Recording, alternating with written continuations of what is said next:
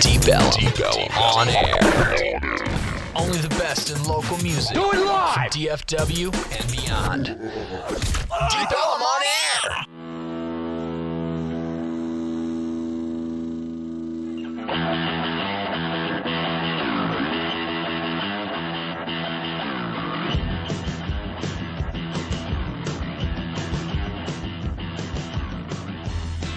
It's PMS, the Pugs Moran Show, live from the studios of Deep Ellum on Air, deepelumonair.com, Dallas's full-service home for online radio options.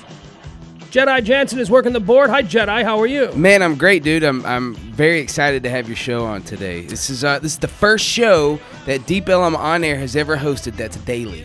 Oh, yeah? Yeah. Yo, so this is the show. anchor show Yeah. of deepelumonair.com. Well, good, because I haven't been doing anything in about 6 months, and I get bored. I am, however, working for a charity and have been representing a charity for the last few months. And that charity, how cool is that charity? That charity is what is allowing me and you to be able to do this on a regular basis. So once we get all of our production up and all of that kind of stuff, you're gonna recognize that hireahero.org is a very big part of what we're gonna be doing here every day. Hireahero.org. We'll be telling you way more about them and all of the other partnerships that we have. Boy, we got a lot to talk about this week. Yeah, we do. A lot of stuff going on. Let's not do that yet. We'll unveil all that over time. But first, let me just say this. It is so good to be back. I swear to God, I have had... Well, you've been hanging out with me. We've been sort of working this little... This is not something that Jansen and I just decided to do over the weekend. It's been in the making for a while. How long have we been talking about doing it? A couple of months at least? 3 months. Yeah, and I've been living pretty much here at your studios, watching all the other shows and sort of absorbing everything that's done here at Deep Ellum on Air. And you guys are really doing an amazing job. Well, you know that. And everybody coming who from comes you, it's here, an honor. But, there's a lot of people. I see the guys that come in here who have been elsewhere and who have tried to do this on their own, who are just blown away by not only your business model, but your expertise in this new world of new media. Well, I mean, it's not me. It's a whole family of us. So I don't get the credit. It's pretty much. Yeah, okay. All right. You are the titular head, though. Okay. Here at deepelumonair.com. The Supreme Commander. All right, let's talk about first things first. The show is supposed to start today at noon. The show will start at noon most days, unless, look, the beauty of new media is that we're not really held down to the same sort of slave trade that terrestrial radio is. We're not beholden to commercial breaks at any particular time. We don't have to get off the air at any particular time. If we want to talk for 10 hours because we're really on a hot subject, we'll do it. We can do that. However, I will say, shout out to your fans, because at 12 o'clock, when you weren't on air, our phone started ringing. Hey, what's up with the show? Let's do that. Let's give out the phone number as well, because we do take calls here. It's 469-759-6472. Say that again? 469-759-6472. And that's also scrolling on the screen. Yeah, it's right under you. deepelumonair.com. All right. Well, you want to know why I'm late? I told you why I'm late. Boy, we're gonna hit the ground running here, because this is something that's got me kind of hot. Hey, is there any way possible we could close those doors? Yeah. I'm so distracted. I like to be... Honestly, if I could do my show... And are there cameras? I hate cameras. You folks know how much I hate these cameras. So I'm just going to do the show like a monk. I'll put my hat on so I can hide. Yeah, anytime that I take the cameras off of you, people start saying, well, it broke. What's wrong? They can still hear the audio, but I'll just have like a Deep Ellum on Air image up, and they think it's broke. Look, the camera option here with new media and shit like this is just something I'm going to have to get used to. It's apparently a part of it. It isn't going away. The whole idea of theater of the mind and not knowing what the people you're listening to look like, that's all dead and gone. Nobody cares about that anymore. Nobody cares. So hey, all you need now is a pair of glasses and you look like the Unabomber. The Unabomber, yeah. Sure, that's what I'm going for. I would like my manifesto released anonymously as well. Although his didn't he release it? Wait, was it released anonymously, or did we just find out that it was? Did he release it as Ted Kaczynski? I don't know. It's a good question. Because I don't know, was the manifesto out there floating around before the whole Unabomber? I don't know. Maybe, you know what? Maybe we'll create a new segment, something that I was thinking about, where we go back and look at old stories.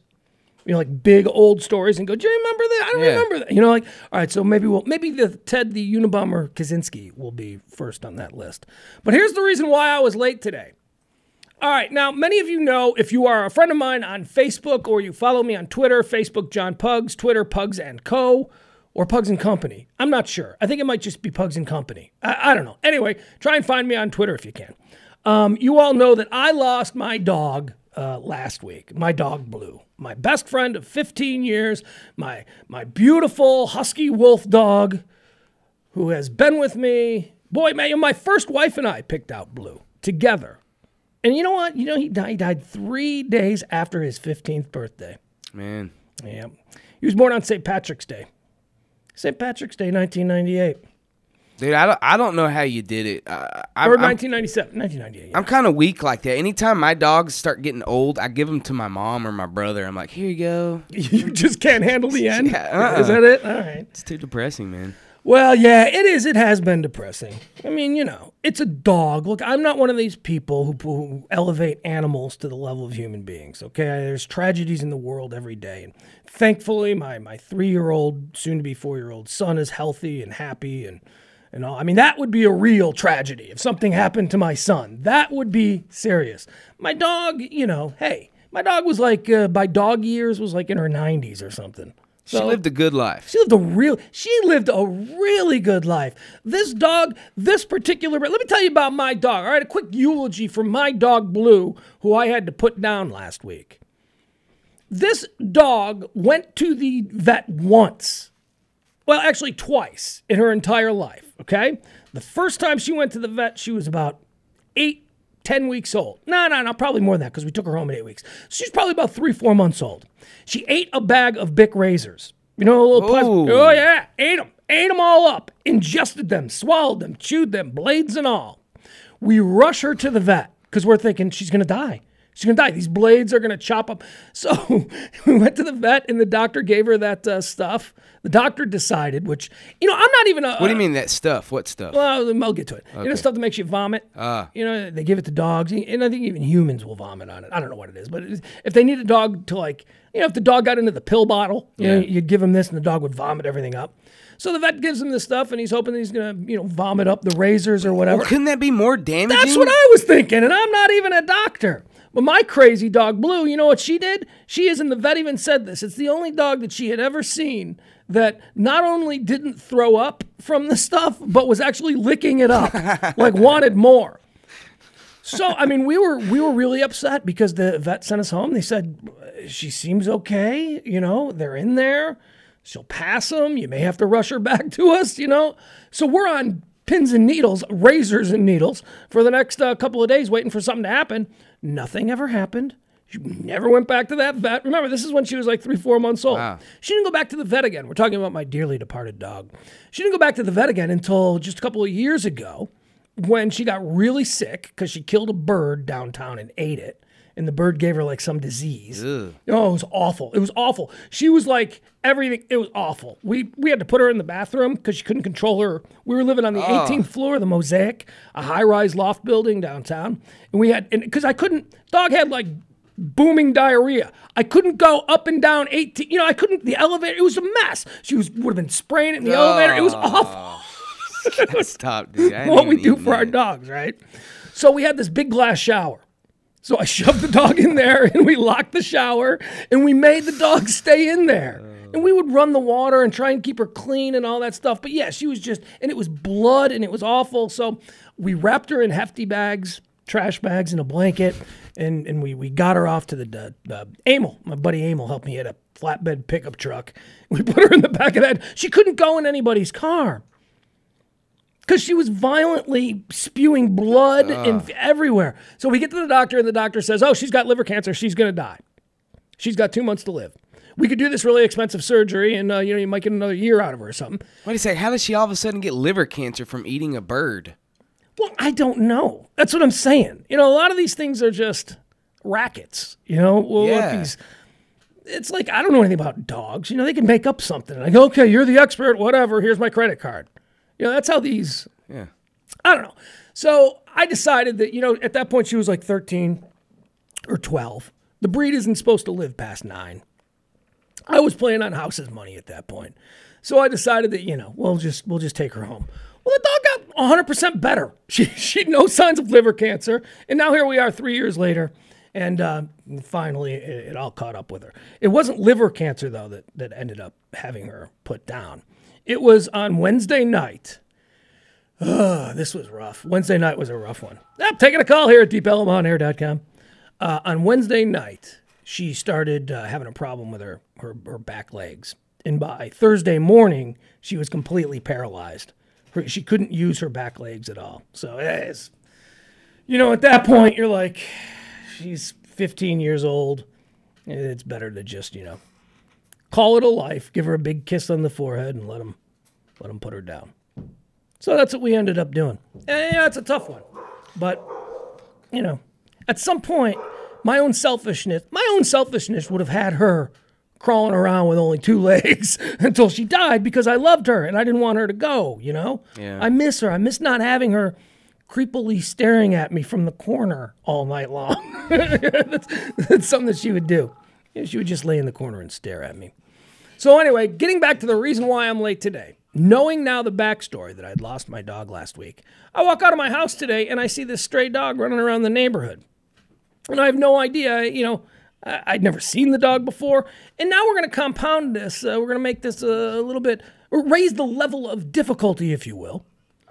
Dog turns out to be a pit bull. I showed you the pictures. You saw a blue pit bull, too. Well, I don't know what a blue pit bull is. She wasn't the colored. color, yeah. She wasn't blue. She was like gray. It's the same color as mine, right? Yeah. That's called blue. That's what they're called. I never heard that before. Yeah, they're called blue nose. Pit bull. Blue nose. Oh, well, he was beautiful. And I get out, and, you know, I'm like the dog whisperer. I'm not afraid of any dog, which is probably why I'll be mauled in the street by a stray animal. But I get out. Oh, and it's funny.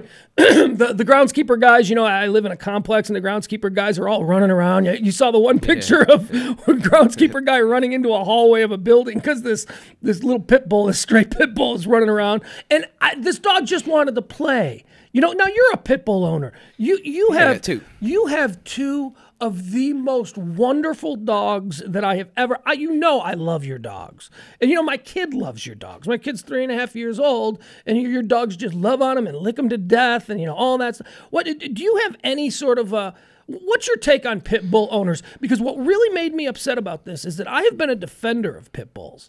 I love pit bull dogs. I believe 100% it's the owner, not the animal. Yeah. And this owner do you not believe that if you are a pit bull owner, you owe society a little bit more diligence in making sure your dog is locked up, simply because of the perception of your animal? Yeah, I mean, if you have any kind of what they quote call aggressive breed dogs, then yeah, you need to, you know, have a little bit more diligence. But now let me just say this, number one. If you do see a dog in your neighborhood, don't run. Like the guy who was running the hall and the dog was literally like right at his feet. Yeah. Not a good idea, because the dog sees that and thinks prey and is going to chase after you. Well, this dog's tail was going, and you know, there was nothing. This guy obviously couldn't read a dog. You have to be able to read a dog. Yeah. You can obviously tell when a dog is looking aggressive or wanting to play. When the tail is going and they're darting from one side to the other real quick, and they obviously want to play. They want you to chase you, or they're going to chase you, or you're going to chase them, or something like that. Yeah. But don't act afraid, because you're right. Then the dog thinks there's a reason that you should be afraid. The only way I would recommend running is if like you're running to a tree that's 2 feet away from you, because other than that, the dog is going to quickly catch you, and you don't want to be like caught from behind. So yeah, I'll say that. But you know, yeah, the thing is with any kind of dog that's, you know, powerful like a pit bull or a Doberman or Rottweiler, a husky, you gotta keep it social. You got to have it around other animals. You got to have it around other people. You can't lock it up in the back of a fence, the backyard with the fence surrounding it. And ignore it, or on a chain, because just imagine if you did that to a human. It would make it go crazy. Right. There's no difference. If you do that to a dog, it's going to go nuts. You got to like socialize it just like you would anything. You got to show it love. It's got to know what love is. It's got to know what discipline is, and that takes work. Yeah. And I was so angry. I mean, if this had been a collie running around the neighborhood or a poodle or something like that, I certainly wouldn't have had the same amount of contempt for the owner. But I started driving. This is why I was a couple minutes late. I mean, I wasn't late. I got here at 5 minutes to the show. But I was driving around, and I was showing Jansen and Kat the pictures of this dog. This dog wouldn't sit still long enough to get a good face shot of him. I took one picture. Oh, and it had a blue harness on. Yeah. Like it had gotten away from somebody. A harness and a collar, right? Collar and it had a collar, and you know what the collar said? Art. A-R-T. If you're going to go through the trouble of getting a tag. No phone number. What a waste. No nothing. And this dog, this animal was beautiful and so sweet. And he's probably still scaring the hell out of people because he got away from me. I was going to put him in my car and bring him over here just for a second. I'd keep him in the backyard or something. I didn't want to, I didn't want to get him into your dogs. But I was going to wait till after this, and then I was going to go to the animal place and say, hey, I found this dog. It's a stray dog. Or I was going to take him home. and I was going to justify it by I still got a whole bag of dog food that hasn't been eaten yet. And you probably would have been a better owner than whoever owns Art. Yeah. It's probably some chick who has no idea what she's getting into by having a pit bull at that age. I mean, they need a lot of attention. You need to work them out. They need, energy. They need to play. Release. They need to run. They need to chase things. They need to pull things. And they will be destructive. Oh, they will dig. They will chew. They will ruin just about anything that you have. These are not low-impact dogs. These are high-impact dogs. I couldn't have one. I mean, I could not. Realistically, I might have brought him into my house for a night or two, but I couldn't keep him. There's no way. I just don't have that kind of time. I don't have that kind of schedule. Not mine. You know what my next dog's going to be? Like a beagle. That's what I'm going to get. I'm going to get something really low impact that will be, just as loving. I'll give up a little on the security front. Hey, it'll be loud though. It'll bark. It'll bark. Yeah, that's true. But it'll be cute. Or what about those? Is there like a beagle weenie dog mix? I think I might like that. I think that might be a fun. Dude, they're dog. mixing all kinds of things with weenie dogs now. Why weenie dog? If you're gonna mix something with a dog, why weenie dog? Because there's just something inherently funny about the weenie dog. How can you wake up in the morning, look at a weenie dog, and start your day out badly? You can't. That's a great way to start the day. Want a little chuckle? God's little genetic joke? I mean, really, what is up with the weenie dog? Why does it have to have that elongated a body? It's crazy. To go into tunnels, right? Holes, like to get out rats and mice that went into tunnels. I guess. I don't know. But that's what. Well, that is. It was like to flush out rabbits and shit in their holes. Well, here's what I'm going to do. I'm going to at some point I'm going to be able to put up these pictures. I'll put the pictures of Art that I got, the dog that was roaming around my neighborhood. I'll put them up on my Facebook page. Maybe somebody will know him. And then when I go back over there, I'm gonna look for Art. Because we bonded a little bit. Yeah. I had my car. I was getting into my car to come here, and I had the door open of the car, and I was about 20 yards away from the car in the street. And Art is what we're going to call this dog. Art was another 20 yards away now on the lawn, scaring the hell out of the landscapers. That was really funny. I was fumbling to get my phone out, and I would love to have had a movie of that. Just all the landscapers jumping in the back of the truck and this little Art wanting to play. So I'm in the street. My door's open in my car, and I crouch down. And I'm like, here, Art. Here, baby. And I start clapping. And he stops. And he looks at me, like a puppy, imagine a puppy pit bull 20 yards away, stops, looks at me, pauses for a split second, and then boom, like a shot, starts heading towards me as fast as he can. And you know how fast these little pit bulls can run. I mean, this guy is just chewing up dirt. And I'm like, okay, all right. Look at him. Here he comes. Oh, man, he's coming fast. All right, is this aggressive or is this playful? All right, and now I'm getting up and I'm backing up towards my car. Remember, the open door is to my car. And he's getting closer and he's closer. And I'm like, I'm not going to chance it. And I jump right in my car really quick, close the door, and he slams on his brakes and comes right up to my car door. And then I can see that he's playful. His tail is going, so then I open the door and I tried to get him in my car, but he resisted. And I thought, oh, great. I don't want to get bit by a stray pit bull trying to force him into the back of my car. Yeah. See, but that right there, if it was a collie, I would not have had a second thought. I would have forced a collie into the backseat of my car. But because of all of the stereotypes that are associated with pit bulls, I didn't. I did less to save this pit bull based on all of the social, knowledge that we have of what pit bulls are, evil dogs. I did less to save that dog's life because of that negative social stigma. Well, now I feel bad now. Well, the thing is, if a collie bites you versus if a pit bull bites you, the damage is going to be significantly different because the pit bull has the muscle to act. And then I'm talking about if it did it in a way to actually try to hurt you. It wanted to bite you, yeah. It's gonna hurt you worse than something like that. Because I've been nipped by your dogs, but it's playful nipping. Yeah. It's because I grabbed the rope and we were pulling on the rope and he jumped for it. There is definitely a difference between. I had a dog with a crazy breed. I had the hybrid. I had Blue, and she bit my son when he was like 2 years old. They were both playing. It was my fault. I was playing with a cloth, which was my son's whoopee. He give me that, he needed it. And I took it from him and I was sort of teasing him with it. And instinctively, because he was crawling around on the floor in front of me, I took the cloth on the floor and started making like a snake pattern with it. Well, the dog saw this because that's how we play with the dog. Yeah, exactly. And the dog saw this, and the dog immediately, who was just sitting there with us, immediately pounced on it when I did that. And he pounced on the rag at the same time my son was going for the rag, and they collided. And my son got a little bite on his cheek. But even the doctor said you could tell that it wasn't an aggressive bite. Or not the doctor, but the animal people. Because we immediately called Dallas Animal Control. We did all the things that you're supposed to do when a child is bitten by a dog. And even the animal control person said if that dog doing that to that child shows that it wasn't aggressive. It was an accident. Because if that dog had intended to bite, the dog would have bitten my kid's face off. Yeah.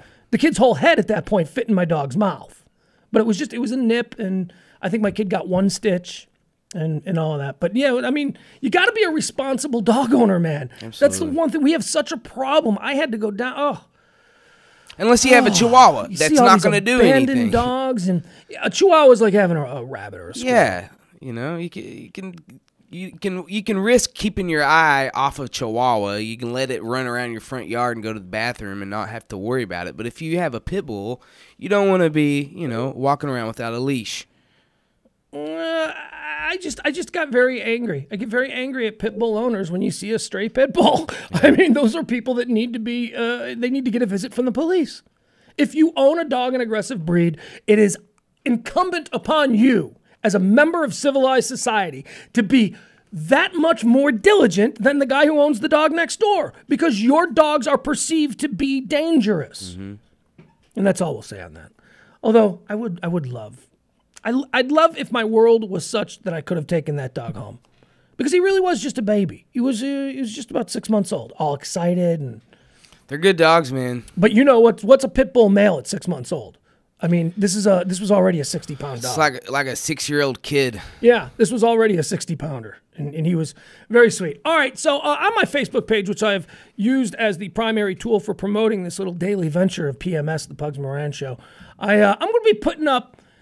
I love the idea of interweaving the show with social networking.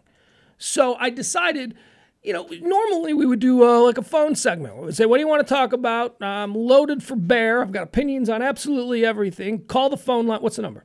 469-759-6472. And you can still do that if you want. But what a great idea, Facebook. I just put up on Facebook, what do you want to talk about today? And some people posted some things. Oh, cool. So I thought, why not just run through that? And I'll do that every day, because I can't talk about everything, but I'll try and do a segment where I just quickly address all of these things that, maybe I missed and stuff that you wanted to hear about. I mean, that's cool. As somebody listening, it's a way of interacting with you. Tim Smathers, he wants me to comment on the Supreme Court hearings that are going on this week. Do you know about these? I don't know. It's incredibly big deal. It's a huge week for gayness in America. Okay. Gayness. Two incredibly important gay-themed issues are going in front of the Supreme Court. Yeah, I don't know about this. Tomorrow, the Supreme Court is going to decide whether or not California, remember Proposition 8 in California? Mm-hmm. Prop 8 was the bill to legalize gay marriage in California. It failed, and right? It failed, yeah. They put it to a vote. And what happened was special interest groups from outside the state of California bankrolled the opposition within the state. Wow. And they outspent. See, the people in California. God, how's that legal? Well, it's finance reform and all that stuff. You know, it's all messed up. But people inside California took that bill for granted. They thought that Proposition 8 was going to pass because what the hell? It's California. If gay marriage is going to be legal anywhere, you would think it would be legal in California. So just people didn't go out and support it because they thought thought it for granted. They thought it would pass, and they had no idea that these outside special interest groups were bankrolling in opposition. And when the vote came down, they really turned out the vote in opposition, busing people to polls and, you know, all of that kind of stuff. So what happened is there's been, since that, there's been a case working its way through the court system. Tomorrow morning, it's going to be heard in front of the Supreme Court. The Supreme Court is going to decide whether or not the voters of California voted something that was unconstitutional. The Supreme Court is going to decide tomorrow whether or not, you know, that's just a right that we all have or something that you could vote on. Yeah. You know, it'd be like if a state voted to bring back slavery. You know, the Supreme Court would take that up and go, yeah, I know you guys want that, but, you know, it doesn't matter what you voted for. Yeah, the problem is that I just don't have a lot of respect for people in a group. You know, groupthink. Groupthink is a big problem in this country. And if you things are difficult, things are very complicated. And a lot of us don't want to spend the time to figure out, I know I don't, figure out the angles on all these complicated issues. So you get a big group, you know, you get together. Maybe you go and meet with this group every Sunday and a guy up at a pulpit tells you what to think. And then you just, you absorb that. And you're like, okay, all right, the Reverend said that I need to vote against this. I didn't really think about how this affects my fellow man and about how that fits into my whole concept of a civilized society and being genuine towards one another. So they just go out and they vote. So that's a huge, huge case. And then later in the week in front of the Supreme Court, they're going to be dealing with that piece of shit legislation that Clinton signed, one of the most despicable acts that he ever did, the Defense of Marriage Act, which is just that ridiculous. Bill Clinton signed this back in the 90s, and even he admits that he's sorry for doing it. But he was pandering to the right, who was growing in popularity and growing in strength, or at least growing in perceived strength at the time. He was pandering to them, and he decided to make it a law that marriage needs to be defended. And marriage, in defending marriage, we're going to make sure that it stays between a man and a woman. So I, Bill Clinton, am going to sign this in defense of marriage, which is ridiculous because we all know now that he doesn't even think that way. Now that he's out of, you know, office and doesn't have to worry about winning an election, we know what he really thinks. So that's a big one. That's going in front of the Supreme Court as well. I have no idea how they're going to come down on this. I mean, I got a good feeling that Justice Kagan is probably going to be, you know, on the side of the gay people. Just saying. I don't know what you know about Supreme Court Justice Kagan, but I think she's been to a few Melissa Etheridge concerts okay. in her day. I get you. You know what I mean? Hey, nothing wrong with that. I'm just saying, if I'm gonna, if someone on the Supreme Court appears to obviously be a member of a group that is being persecuted, at least in some people's eyes, you would think that her vote would go that way. But that's, you know, is that out though? Do we know for sure? Or no, she's not. Speculation? She's not. She wasn't on the cover of People magazine. I'm gay. No, but she's not seen with Ellen or anything? No, but it's one of those things that informed, connected people within the Beltway there. It was like they when... all know. They all speculate openly. When, whatchamacallit from CNN came out. Anderson Cooper. Yeah, really, everybody knew. You know, I like the way Anderson Cooper came out. You remember that? He came out, he conversationally came out. Yeah. It was, he confirmed an email. It was something in an email. Like somebody, you know what, I don't want to go, never mind, forget it, I don't want to go there because I'm getting confused now about how he came out and how I thought it was on... Don Lemon, another CNN guy, came out at around the same time. Wasn't it on, like, the Regis and Kelly show that he came out? I thought Anderson Cooper came out to Andrew Sullivan, who was a blogger, who was writing a blog about high-profile people who are not out of the closet. I think Andrew Sullivan contacted via email Anderson Cooper and said something like, I'm doing a blog about high-profile Americans who are in the closet and how difficult it is for them to come out. And, you know, fishing. Andrew Sullivan was fishing to see what Anderson Cooper's response was. And his response was something like, well, I remember it was difficult for me when I came out to my parents. So that was like it was a conversation. Yeah, and I thought it was fantastic. We all kind of knew, right? Yeah. I mean, it wasn't mind-blowing to anyone that Anderson Cooper's gay. You know? Well, I tell you, Jagger told me, and I didn't know at the time. Does Jagger have good gaydar? I guess so. I mean, this was several years before, you know, he did come out. And hey, my two favorite people right now on CNN are gay. Anderson Cooper and Don Lemon. If I can get Brooke Baldwin to come out of the closet as a lesbian, I will never turn away from CNN. Do you know who Brooke Baldwin is? I don't. See, this is where I miss Jimmy. Yeah. Jimmy knew who Brooke Baldwin is. Jimmy Ryan knew nobody, but he knew all the hot, foxy CNN anchors. Yeah. Well, he has TV, right? Yeah, he does, I guess. I don't know. Pirated, I'm sure. All right, you know what we should do? We should take a little bit of a break here. We'll come back. We'll regroup. We'll get to some more topics. I want to talk about. Have you been following this Steubenville rape case? Yeah. Man, I want to talk about this. Because this is, if you're unfamiliar, I mean, it's over. Two of the guys have been convicted. But what a horrific story coming out of Steubenville, Ohio, where a bunch of football players at a high school party. This is the one where raped a girl. And then she started getting a bunch of backlash, right? It's just awful. Okay, we'll get into it, and we'll talk about. I've got a little bit of a personal story that might, I don't know, help explain why my particular view might be so hot and heavy. But we'll take a break. We'll come back.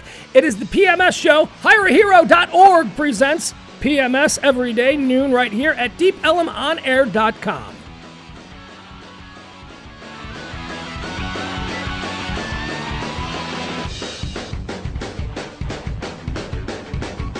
Check 1, 2. Deep Ellum on air. Right, you're on here. Deep Ellum on air. It's time to really get our party on now.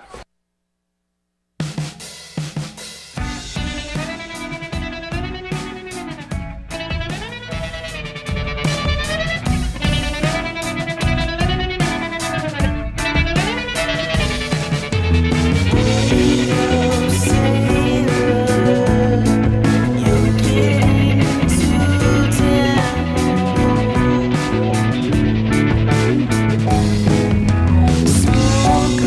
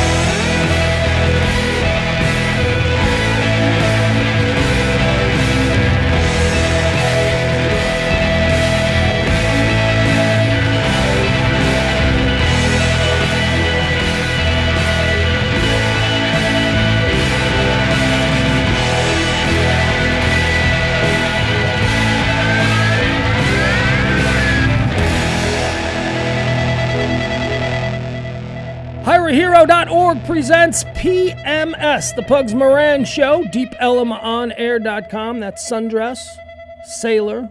We're gonna, in lieu of traditional commercials, we're going to be featuring some of our favorite artists here at DeepElmOnAir.com. Local guys there as well, correct? Love those guys, That's man. such a cool song. Yeah, I'm so they're glad great. you chose to play that. So you're going to be, again, that's a band called Sundress and Sailor. Yeah. From time to time, we're going to have guests, and maybe we'll promote some of these local guys as well, or at least their gigs. Try and create a whole scene, man, because that's what we're about here at Deep Ellum On Air. We're taking this back. You realize that your local rock station is programmed by some guy in a city far, far away, right? You realize that most of the jocks that you listen to aren't here in Dallas, that they are somewhere in a giant industrial complex off some highway interchange in Omaha, talking into a little microphone in little rat-like cube studios. That's what music is. That's what music radio is now. It's out of Awful. touch, man. Oh, it's terrible. Well, but we accept it. I mean, Well, not really, because if you look at it, people don't accept it and are going to different forms of media now. I know I haven't. Yeah. The only radio station that I listen to when I'm driving is NPR. That's it. really? Yeah, that or 88.1. I really like to listen to jazz. Yeah, I'm a ticket guy. You know, I'll do the ticket. Oh, I'll do. I hate all right, sports radio. I'll tell you what I listen to here in town. Okay, I'll go between the ticket and the fan. That's 105.3 and the ticket. The ticket is almost always, if I'm listening for talk, I will always be on the ticket because they'll give me sports, but they'll also talk about other things. They'll also, if something big is happening, you know, they'll touch on it, and I feel like I know what's going on in the world when I listen to the ticket. The fan, I listen to the fan really just because I like some of the people over there. I'm not necessarily a fan of that station or the vibe they're going for. What show do you listen to when you listen to them? The fan? Yeah. Typically, I'll check out Rage, you know, because I like Richie and Grego, and, you know, I love Sybil. She's Radio Family. And You know, I'm so proud of her. She's so good. And I'm so proud of the fact that I knew that she was good the first time I heard her on the phone. Yeah. And now look. I actually produced Richie's first show that he did on the fan. It was with him. It was on a Sunday morning. Yeah. It was only on Sundays, and it was with him and Mike Ogolnik. Do you remember I that remember guy? Mike. I used to sit in. I sat in with Mike a couple of times on his old They karaoke called it show. The Juice and the Jew. It was funny, man. And you know what? Richie was actually going to do a show here on Deep Ellum On Air before he got picked up to middays. Anyway, it was going to be with him and Joey Greco, and they were going to do a show together. And Joey Greco from the old Cheaters. Yeah. Cheaters host number 2, yeah. right? Yep.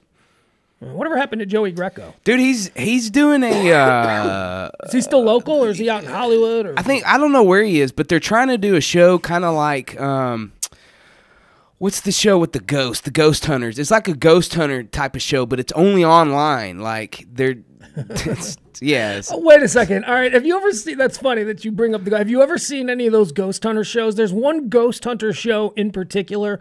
I think it's on like Discovery or something, and it's like this super douchebaggy guy. I mean, he's he's got a faux hawk, you know, and he wears a gold chain. Oh, and God. he's all, you know, he's like on a third cycle of this roid system this new roid system that he's doing, and he's wearing the Affliction shirt, and he's always showing up at a place, and he's gonna find these ghosts, and he's got his buddy, and his buddy's got the camera. Have you ever seen this guy? No, I haven't. Oh man, they're awesome. Nick Kroll. If you get a chance to see Nick Kroll's new show called The Kroll Show on Comedy Central, he does a parody of the show I'm describing called Ghost Bouncers, where they just he has the faux hawk and the Affliction shirt, and he's like a club bouncer who's, you know, trying to get the ghost to leave the house. It's very funny.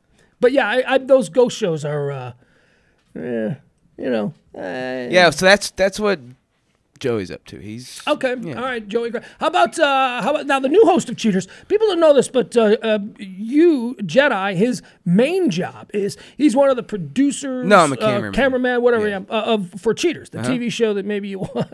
I'm gonna ask you once, real or fake? Cheaters.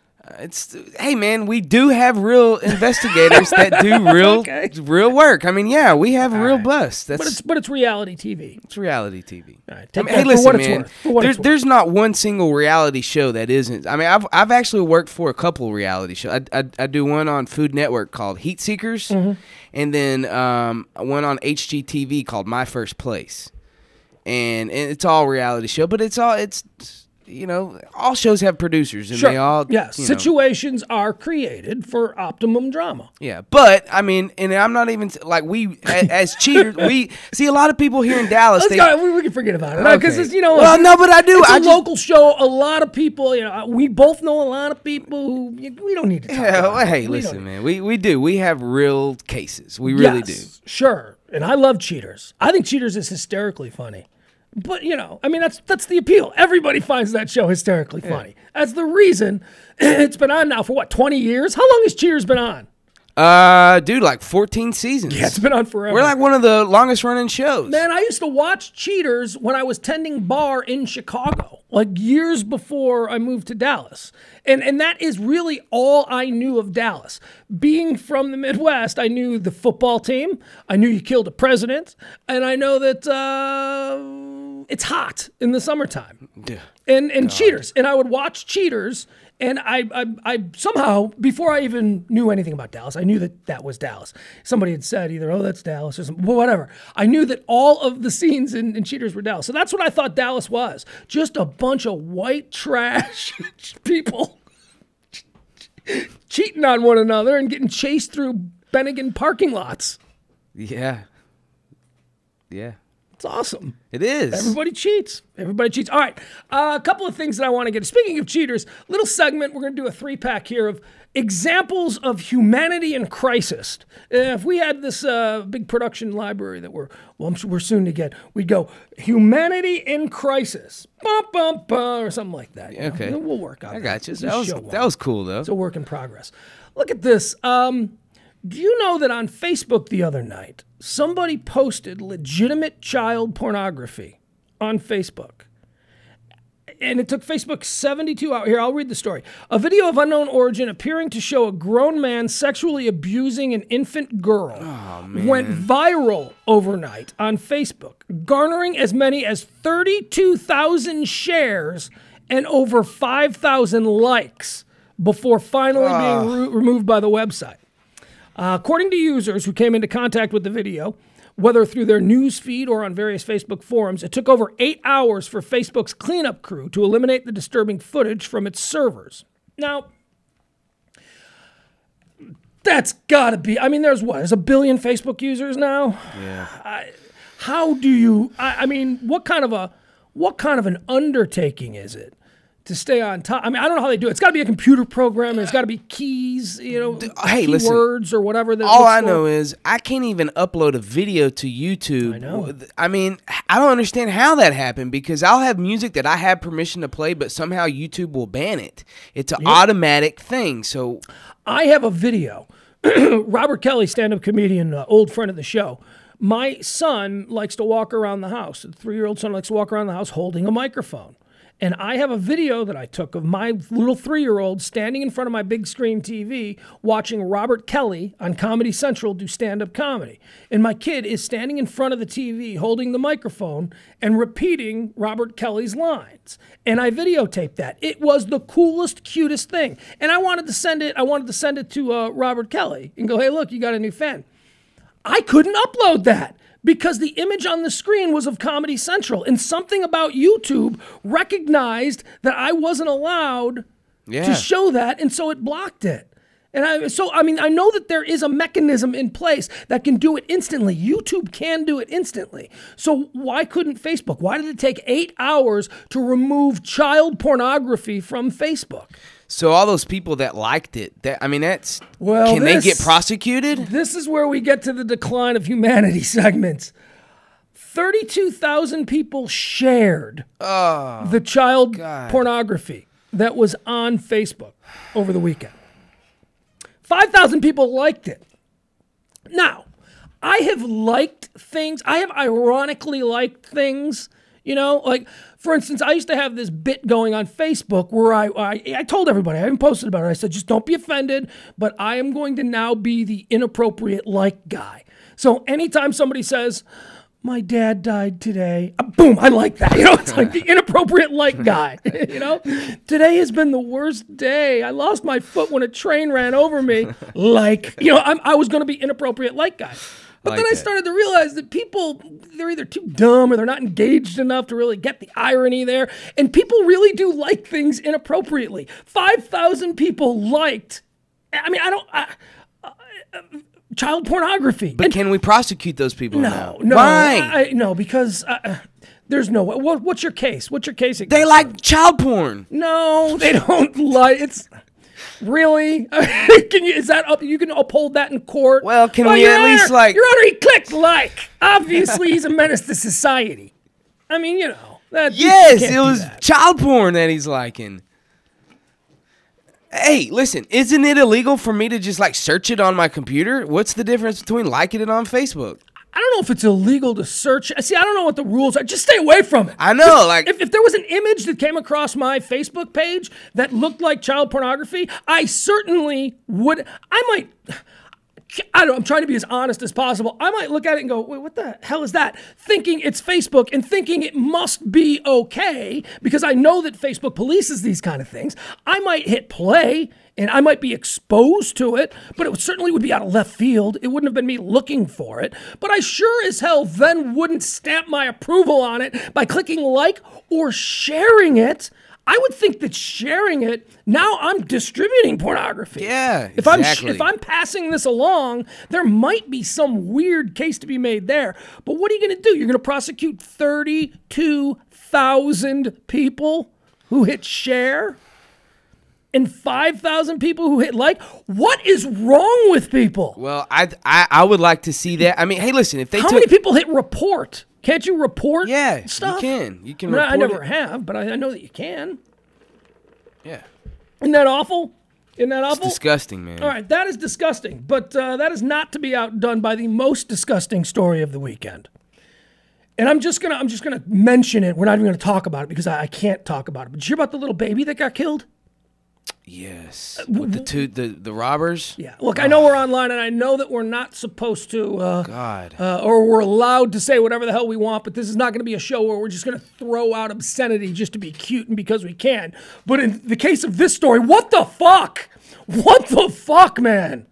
A mom is walking with her baby in her arms, and two thugs pull out guns. Well, I thought she was a stroller. She was pushing them in a stroller. Whatever right? it was. Like I said, I don't even know the details of the story. I know what happened in the story. I refused to look at it all weekend long. When CNN would bring the story up, I would immediately flip over to the basketball tournament. Want nothing to do with the details of that story. Here's what I know. Two teenage thugs knowingly, willingly executed a baby in front of the mother. Well, I mean, yeah, it's awful.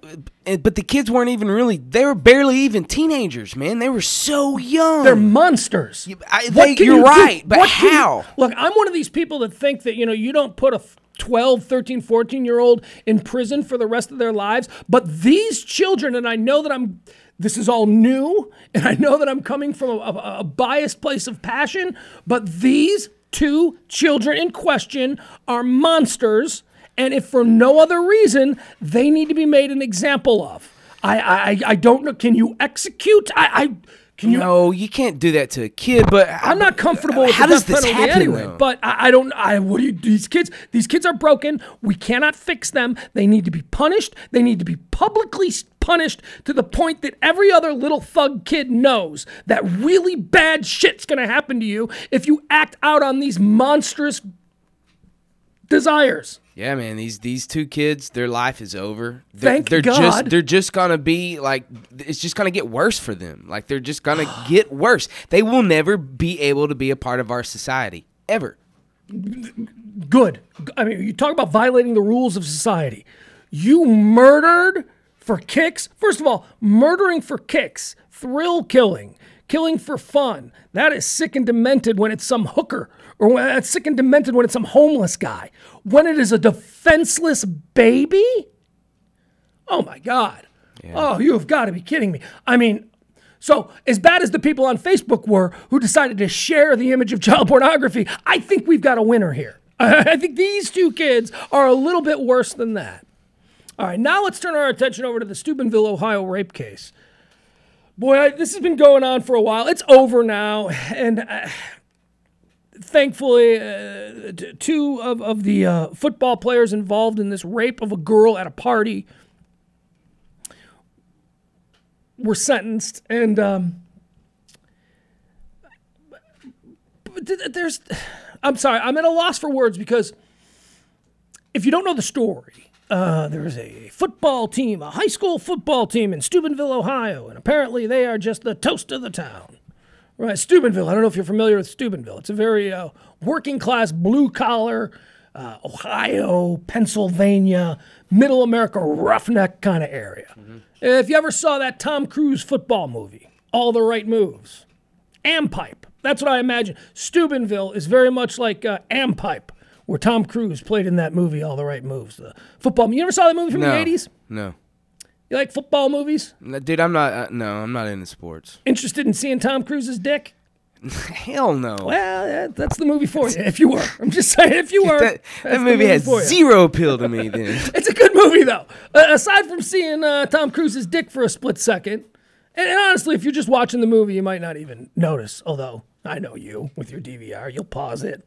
Was that his dick? Let me see. Is that his dick? Now, you've never seen that picture? That Tom Cruise's dick picture? No. It's floating around. It's been an internet thing. Yeah, it's because for a split second, he gets out of bed with this girl and he's standing there and you see Tom Cruise's dick. Just if you're interested in seeing Tom Cruise's dick, All the Right Moves is for you. All right. All right.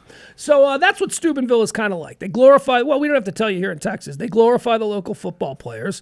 If the team is good and the football player gets in trouble, usually the charges go away. And he's allowed to play on Friday night so as not to upset the balance of things in places like Steubenville. Yeah. Well, what ended up happening was some of these players from this football team, they went to a high school party. Look, we've all been to crazy, wild high school parties, especially after a football game, right? You go, you have fun, there's a keg involved, people are getting trashed. You know, I'll tell you something. Looking back, nobody parties like a sophomore in high school. Nobody. I have been out with some big ballers, Jansen. I have partied with people in Vegas who had VIP tables, who had the champagne, but nobody parties as hard as a sophomore in high school. I mean, shit gets out of hand at high school parties. Yeah. Kids, you know, there's always some ogre kid who's going to drink the entire bottle of Jack Daniels because he has no concept of what Jack Daniels does to the body. Yeah, exactly. Right? He hadn't learned lessons yet. So exactly. So, you know, you judge your masculinity, you judge your manhood by how much of the case you've drinking. You know, dude, this is my 10th beer. You know, there's always that guy who lies. You know, did you know that guy? Oh, yeah. We always had that guy. Dude, this is like my 10th beer. What do you mean? We only saw you, it's like 3. What do you mean 10? No, man, I was drinking with the old man before we came. No, dude, I know you weren't. You're just pretending like you're drunk because you want to be a big man because you want to tell everybody you drank a whole case by yourself. But really, we know that you've only had 3. Yeah, we had that guy. So these sophomore kids are having a party, man. They're going crazy. And one of the girls from the school gets really drunk and passes out. And, well, the football players, they get to raping. They get to, doing what overly sexually charged boys at about that age probably do when they're not half in the bag. No, wait, no. In the bag. Raping is not what they do. What are you talking about? Obviously, it's what they do. I don't know what they did in this situation. Well, what I'm trying to say is that is not what they do. Yeah. But apparently this happens all the time. This happens all the time. Girls are... I've been watching this case of the Steubenville story for about 3 or 4 months now, and I've seen every expert come on. I've seen CNN and Nancy Grace. They've been all over this story. Apparently, this is not the first time that this has happened. Wait, so you're saying this happens a lot in these small towns? No, like this? In America. Girls are raped by high school friends all the time at parties, in backseats of cars. They just don't say anything. It's not spoken of. And in the case of now we've got viral videos and the internet and social networking, now these idiots are actually videotaping it. Oh, Jesus. They're recording their actions. And that was the problem with these Steubenville guys. They were tweeting about it. Some of the most awful tweets you ever heard. She wanted it. Well, if you're going to get that drunk, you better expect to get fucked. You know, stuff like that. You know, just... I mean, it's horrible. The most horrible things. And then they've got pictures. Have you seen the picture? No. There's one picture that they keep showing that is just disgusting. It's 2 football players. One football player's got her hands, the other football player's got her legs, and they're like dragging this girl around. And they're putting funny hats on her, and, in between the raping, because, you got to do something to kill the time. Man. I'm sure they colored her in with Sharpie marker and stuff like that. I mean, yeah, I get that, yeah. That's what you do to people that pass out. You draw stuff on them. You shave their bodies. You put hot dogs in their mouth, That's what you do. You don't rape them, silly kids. God. It's just awful. And I'm wondering why. I mean, what is it about... All right, so you're 16, 17 years old. And your parents are gone. You got 20 to 30 of your classmates over at your house. You're drinking. You're getting crazy, man. Parents are gone. They're probably not coming back for a couple of days, so you don't have to worry about waking up early and cleaning. So you're partying. You're going for it. I mean, at what point the girl passes out? At what point does someone start doing something to the girl publicly? Because this was all done publicly in view of people. Oh, my God. This wasn't like taking, At what point does someone start doing something and every other decent guy in that room doesn't kick the shit out of the guy that starts to do something? Where did that breakdown occur? Aren't men supposed to be heroes? Aren't we supposed to come to the aid of damsels in distress? When did that stop being something that boys look to do? I mean, I used to and my friends, I had a bunch of idiot friends in high school, but my friends were always the guys that, and I hung around with bigger guys and older friends, but they didn't use their muscle and size for stuff. We were always giving some girl a ride home whose boyfriend was, in a fight with her or something. My friends were always like, hey, leave her alone. It's time, Yeah. Where were those guys? Man, it seems like this. It's like the mentality of the society we're in now. That kind of stuff is going away. People don't hold doors open for people anymore. People don't. Courteous is just leaving. Yeah. The two boys, they ended up going to jail and they were sentenced. And I don't have the story up because I don't want to get into the details of the story. I want to talk about the more. You got kids shooting a baby. Okay. Disgusting. You got a bunch of high school kids raping a girl and not only being discreet about this rape, but being proud of it, celebrating it via Twitter and Facebook and all of this stuff. Well, they're going to jail. And then you got Facebook. You got a bunch of people looking at child porn on Facebook over the weekend, and they're sharing it. 30-something thousand people shared the images of pornography, child pornography that made its way onto Facebook. 2 teenagers shot and executed. They execution style. Killed an infant baby over the weekend, and now we've got teenagers. And it's not only, this is not something that's just, in Steubenville, Ohio. As they say, this is happening all over. There is a breakdown in humanity. Humanity is in decline, Jedi. I agree, man. That's all I'm trying to say. We'll take a break. We'll come back. It is PMS, The Pugs Moran Show. HireAHero.org presents The Pugs Moran Show. We'll take a quick break. After this, it's DeepElemOnAir.com.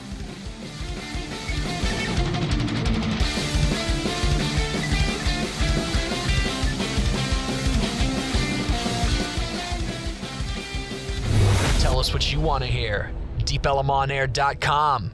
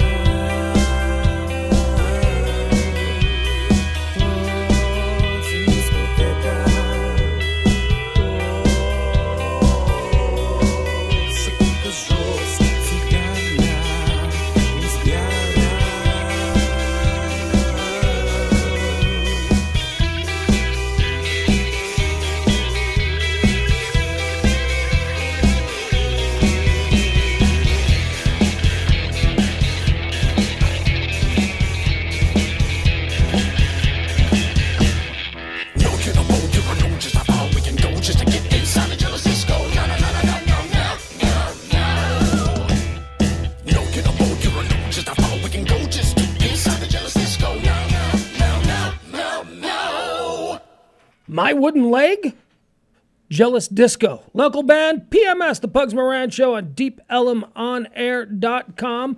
Of course, our title sponsor, HireAHero.org. More on that later. Jansen, My Wooden Leg? Yeah, man. Dude, those guys are great. I like that. They came in. They actually did my very first Going Deep, the local show when Reverb Nation hooked me up. Those guys are great. Are you familiar with Frank Zappa? Yeah. They're very Frank Zappa. Yeah. They're very, that's music that is 40 years old having an impact on local bands still today. They call themselves it's like gypsy music almost, these guys. They're great, man. My Wooden Leg. I like that one too. All right, DeepElemOnAir.com. That's where you should go. Checking out all the local music, all the local bands. All the bands have shows. That's the thing. Bands actually have shows here. They just do which I think is brilliant. Yeah. Because, nobody, I used to manage bands back in Chicago back in the day, and nobody has rabid followers like bands. I mean, in the day we used to have a sign-up sheet. We used to hand out a little what are those things? A clipboard, and you'd write your name and your phone number, and that was it. Before email and all of that stuff. Now bands can actually have their own channels. Yeah, that's what and cater to their audience. That's amazing. New media is so exciting. Yeah, Dell with the Del OL show, his band Analog Robot. That's why he came in. Analog Robot. Yeah. All right, very good. Again, you can check me out on Facebook, John Pugs. I do a lot of the show based off of that platform right there. We're going to talk a little bit later about Jim Carrey. Jim Carrey's got himself in a little bit of heat, a little bit of hot water going on. He's taking a stand on the gun issue, and he's put a song out. We're going to listen to Jim Carrey's provocative new, apparently he bashes Charlton Heston. We'll see. We'll see. And we'll read some of the comments, too. I love to do that. I love to do that on the show. I love to really just sort of take the temperature of the great unwashed by reading comment sections. You know my theory on comment sections. You cannot get, if you can get 3 comments deep and still be on topic with whatever you're supposed to be commenting on, then you've got something. You are really, you're hanging with a brighter bunch of people. Typically around 3 is when Obama will be blamed for whatever the hell the story is. Doesn't matter what it is. And then around 5 or 6, someone will then blame George Bush. And it'll be George Bush's fault that, Winger is getting back together. Whatever the hell this story is, it doesn't matter. It will always degenerate into some just asinine conversation about how much everybody hates the current president. So that's one of the things that I put on Facebook yesterday that I want to make perfectly clear. That's not what we're going to do on this show. A couple of incarnations of my solo shows and other versions of PMS. We talked a lot about politics. I think that might have had to do with the fact that we were just neck deep in the election cycle. And how could you not do a daily podcast where we were talking current events and not discuss the whole Romney-Obama thing? But we are not going to do that here. I am so fucking sick of people talking politics. I am so sick of how terrestrial radio has been ruined by the simple idea, the simplistic idea, I should say, of a lot of very stupid programmers who believe that the only viable content for radio in this day and age, at least talk radio, is either sports or can you do what Rush Limbaugh does? That's it. That's all there is. So I promise you, if I'm going to be doing a podcast, I'm going to be doing a podcast about stuff that I want to talk about. We're going to rely heavily on current events. We're going to talk a lot about stupid stuff. We're going to have guests come in from time to time, as we like to do. We're going to get into some things that might border on political, but it's I promise you, I'm always going to approach these from my social beliefs, my social perspective. It has nothing to do with politics. You know what? Honestly, you want to talk to me about politics? I don't even know what the hell I am anymore. I know I was raised blue-collar Democrat. I know that I became fairly conservative in a lot of aspects. And I don't know what I just don't know what I am. I don't know what I am. Do you think I backed McCain the first time against Obama? I backed Obama last time against Romney, but that had really more to do with my personal feelings about Romney. Anybody else, I might have backed them, but I just could not stand that man. And that is it. That's it. We're not going to talk about politics anymore. Yes. Well, I was just going to say, why is it only 2 parties? I mean, is there ever going to come a time because it's bite-sized. It's simple. People don't want to think about things. Black and white is the easiest way to look at things. But that doesn't make it right. It doesn't make it right. So it is what it is. Will it ever get fixed? No. I mean, no? No. We are not. I do not believe that we as a species are getting smarter. I don't believe that we are. They say, we don't use 90% of our brain or whatever the factor is. I don't know. We're not evolving into creatures that start to use these other areas of our brain. I think we're regressing. I think we are stopping. We want everything so simple. We want everything so, and it's not the fault of the people. It is partially their fault, but a lot of it has to do with the fact that, man, it's hard being an adult. It is hard having a job. It is hard paying your bills. It is hard keeping on track of your kids. It is hard. That shit is hard, man. And when it comes to these things, these more, the kind of things that a college professor might be able to sit around and get high and pontificate on. These things are difficult and they're complicated. And people like to have Cliff Note versions of things. You just look at Cliff Notes. Look at, that's very so you're popular saying among it's students. because they're lazy? I think it's because they're not engaged. Do you think laziness is a big part of our problem? No, I don't think that we're lazy. I don't think that Americans are lazy. Disagree. I think Americans are numb. And because of that numbness, they appear really stupid, uncaring, and maybe to some degree lazy. But I don't think we're lazy. I think I might be lazy, but I don't think I am representative of everybody else. I look at all of my friends and I think, wow, I am much lazier than all my friends. So I really don't. I don't know, man. I do. I think that's a big part of our problem is we're lazy. I think we just want to be told things. I think it's easier to be told what's what than to have to actually figure out for yourself what's what. That explains religion to me. That whole concept that people don't want to have to really sit around and ponder the deep, dark questions, then why not have someone just spoon feed you the answers? And then when you question those answers, faith. Gotta have faith. But what's faith? Well, faith is you believing in something that you probably shouldn't believe in.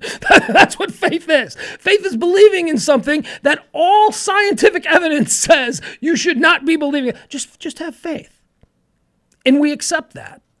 Maybe that's our problem. Maybe, that we're too accepting of what's being spoon-fed us. But in all, everything that's on TV, everybody has an agenda. Everything you see has an agenda. Every magazine, every news, there is no such thing as just the facts, ma'am, anymore when it comes to news reporting. Everything is written by a columnist who's got a take, or it's being written about by a blogger who wants to add their perspective. The truth, the facts are really boring, and we don't consume boring things. So everything's got to have a spin. Everything's got to be spoon-fed to us, and that's pretty much how we've existed now for the last. Well, since the media revolution, since I'd say the 1970s and 80s. And now it's even more. Now everybody with a Twitter handle, feels like they're Andy Rooney. And it's always just this recycled sort of nonsense. Very rare is it that I find somebody who's a truly independent thinker.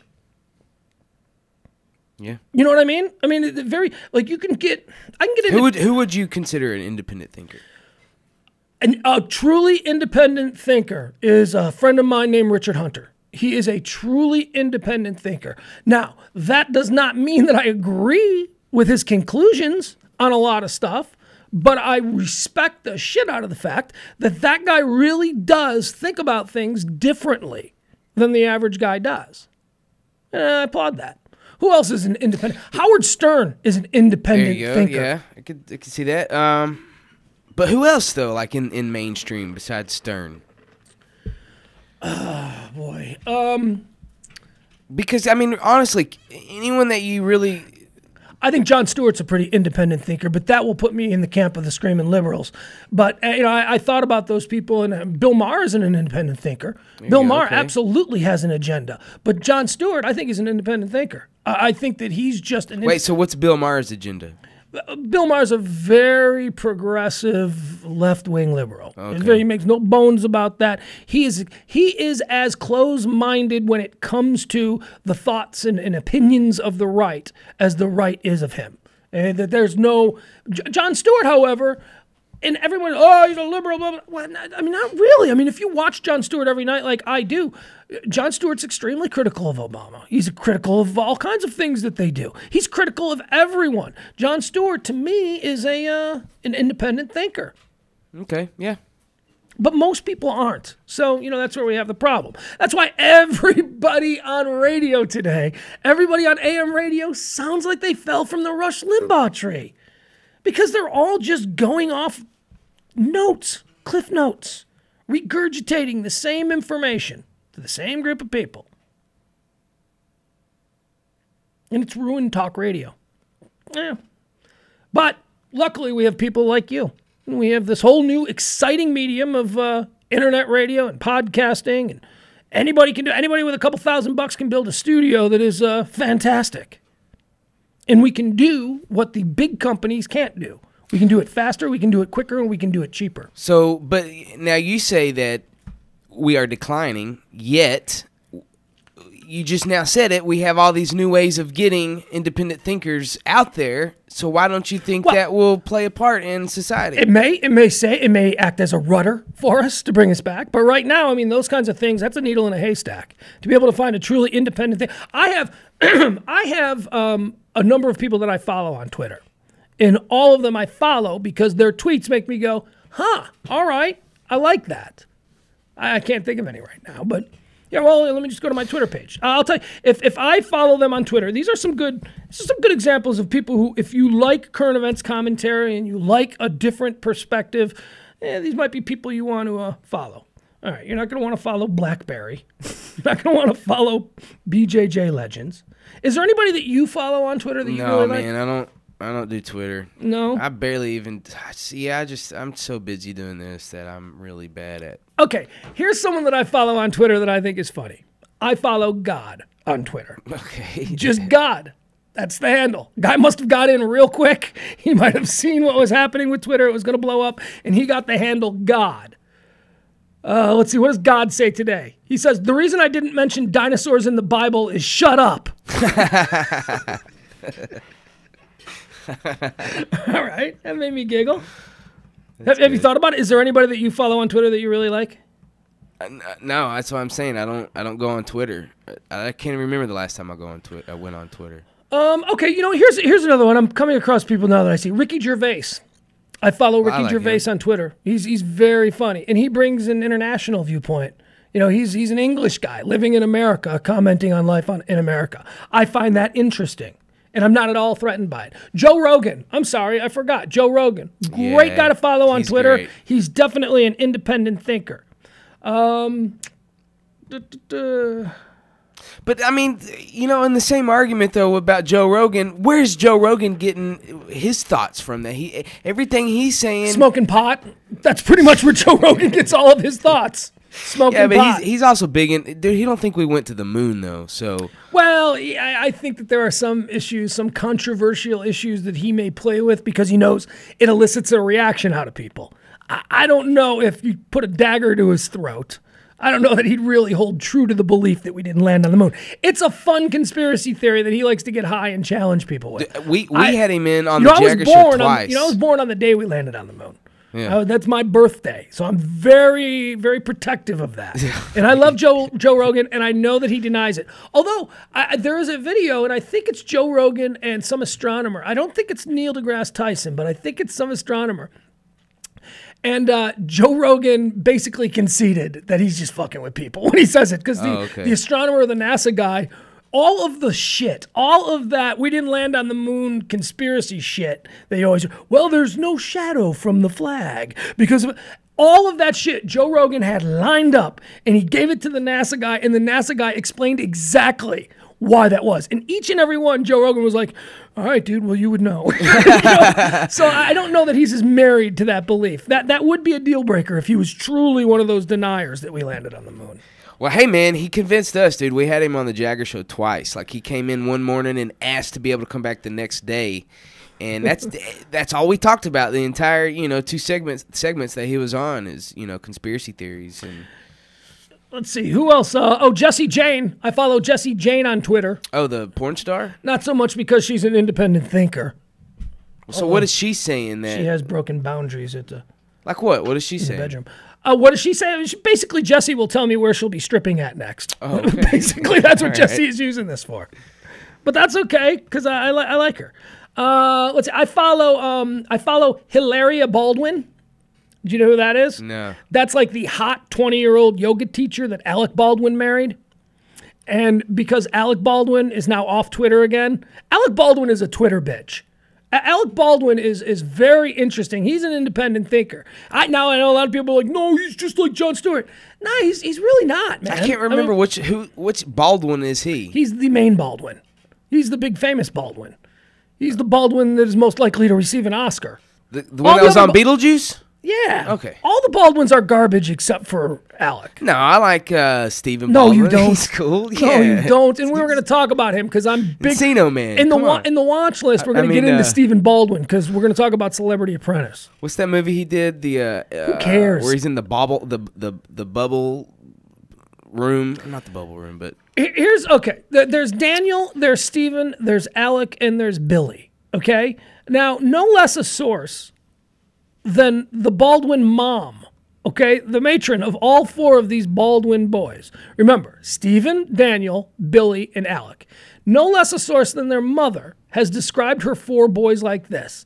I gave birth to 2 senators and 2 bank robbers. I think you know which is which.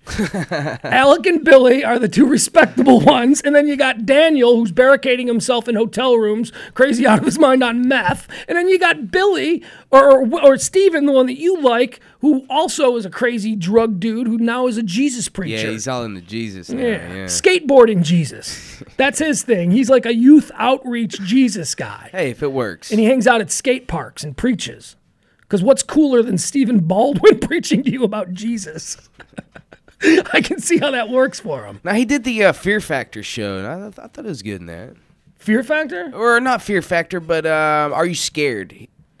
Oh, Or what's it called? You know what I'm talking about? The, yeah, where they go if to stay in a haunted house for the night. Yeah, or- of course, because Stephen Baldwin will do anything. Okay, here's how you tell your Baldwins apart. If it's from a reality show, it is absolutely not Alec, because Alec doesn't have to do reality shows. You know, Alec does movies with Scorsese. You know, Alec doesn't need to. When's be the on- last time he's done a movie? Alec Baldwin? Yeah. Well, he just wrapped up 30 Rock after 8 years of winning the Emmy every year That's right. He was on that. for being Jack Donaghy, the greatest and most hysterically funny character in television history. That's my number one. For one-liners, that is the funniest character in television history. Alec Baldwin as Jack Donaghy on 30 Rock. But what about movie-wise, though? Anything? Oh, man. He's in everything. He's in every... All right, you know what? Now you're going to make me defend my man because he takes a lot of shit from people. All right, what movie has Alec Baldwin done recently? Let me see. Is it Alec with a K or Alec with a C? What do you I think? think it's C. All right, let's try that. All right, let's pull up Alec Baldwin, and we can do that Because I can't think of anything he's because we don't been have a in commercial recently. break coming. Alec Baldwin has done a lot of good movies. Lately, you know, he had an interesting career because he started out, here's what happened with Alec Baldwin. He started out in Hollywood as sort of a dangerous, mysterious, good-looking leading man. And he played a lot of mysterious, smoky roles where you weren't sure if he was a good guy or a bad guy. But damn, was he handsome, and he always got the beautiful gal. That was like the first part of his career. Then he hosted Saturday Night Live a couple of times, and people were like, holy shit, Alec Baldwin is actually funny. And then he started doing movies where he was more comical. And then the guy can do everything as far as acting. I mean, the guy's really good, and he's very, very funny in comedic roles. All right, let's run down Alec Baldwin's filmography, at least for the last few years, just for the edification. Well, he's in Popeye. He's playing Bluto in the new Popeye that's being made. Oh, boy. But that's not out yet. No, that's a big Pixar anime kind of thing. Okay. That's a big deal.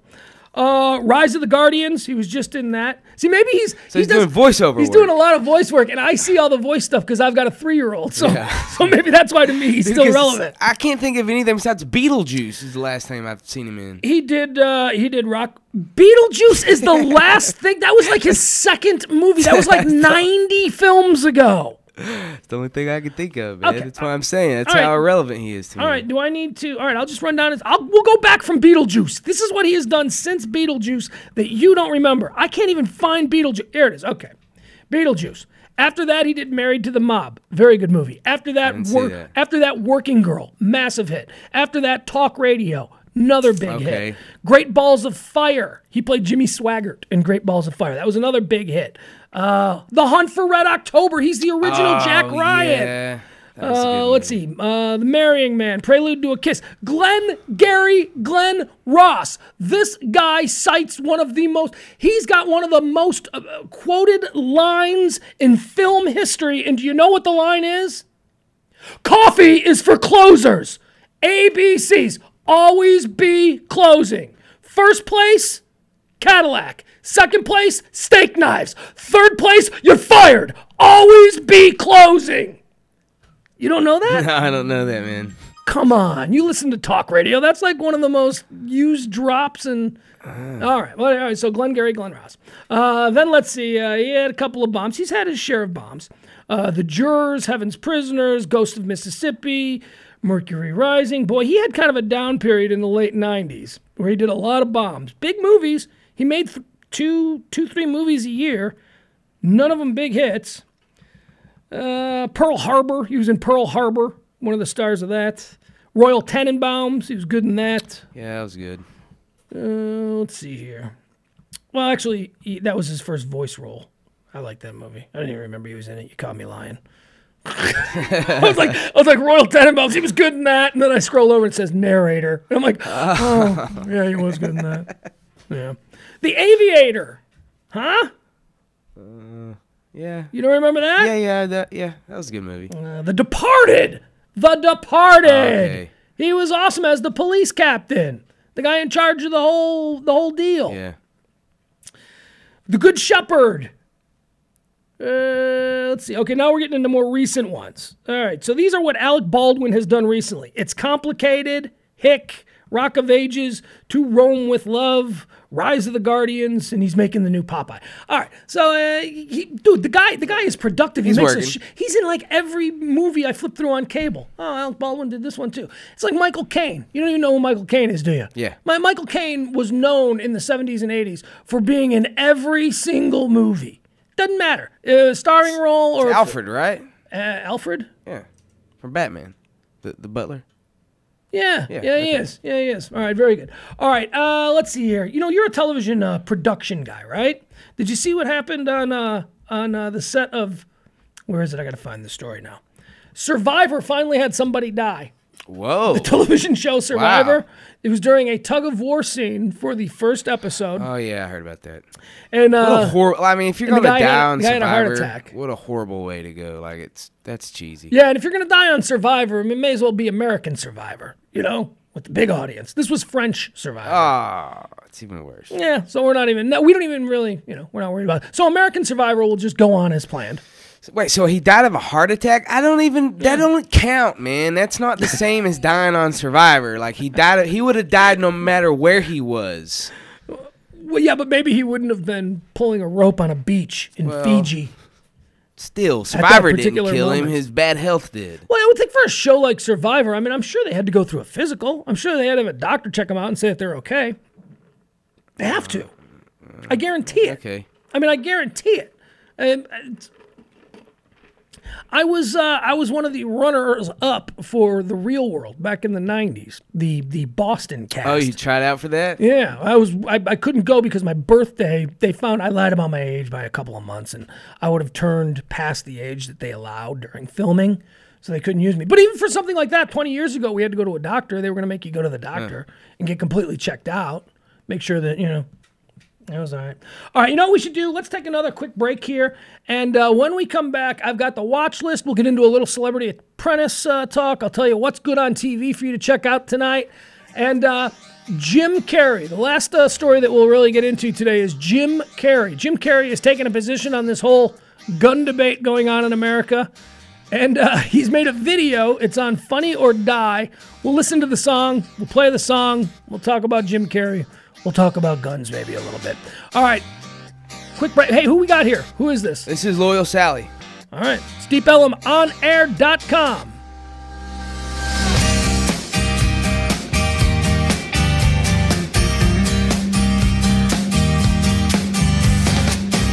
Hey, Molly, lead the way up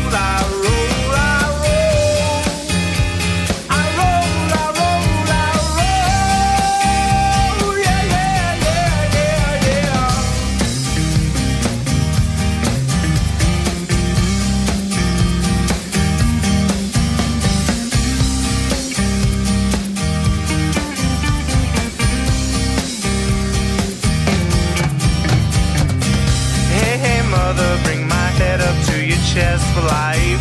Breathe me in, I'll walk along the road, follow the signs. Say tomorrow's just a promise that the lives are told. Take my chance and I roll. I take my chance and I roll. I roll, I roll, I roll. I roll, I roll, I roll.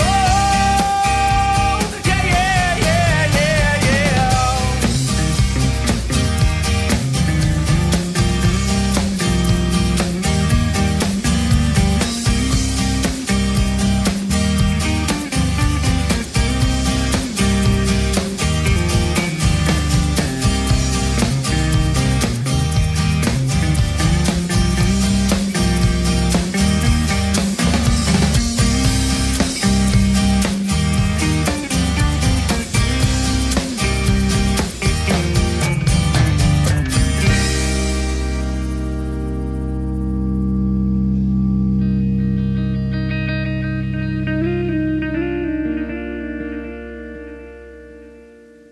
Deep Ellum On Air presents Starstruck with CJ Starr, Damus Smith, and John Bragg. You think you're funny, don't you? Deep Ellum On Air. Well, don't worry about me tonight. I'll be quite alright. And don't you forget what I said. Don't you count out those tears that you shed. And now don't you be afraid, my little girl. My little girl. I promise you the world. For your big lips and brown eyes. Oh, you know that they keep me alive. That I can live or die without you in my life. And I won't cry no more about these things in the past. I'll let it go. Hold me, baby, then we just make these last. And kiss me once tonight. If you do, I might die. I might. And now that you run away, little girl, I would hate to have to search the whole world for your big lips and brown eyes. Oh, you know that they keep me alive. That I can't live or die without you in my life. And I won't cry no more about these things in the past. Oh, darling, don't hold me, baby. Can we just make these guys? Can we make this right?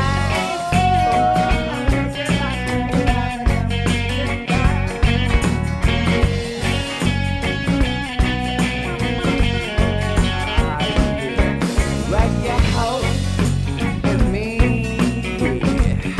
you loving me, you loving me. You got to be the only one for me. Bring it now, boys. When you hold me, you loving me, you loving me. You got to be the only one for me. I bet you hold and me. You loving me, you loving me. You got to be the only one for me.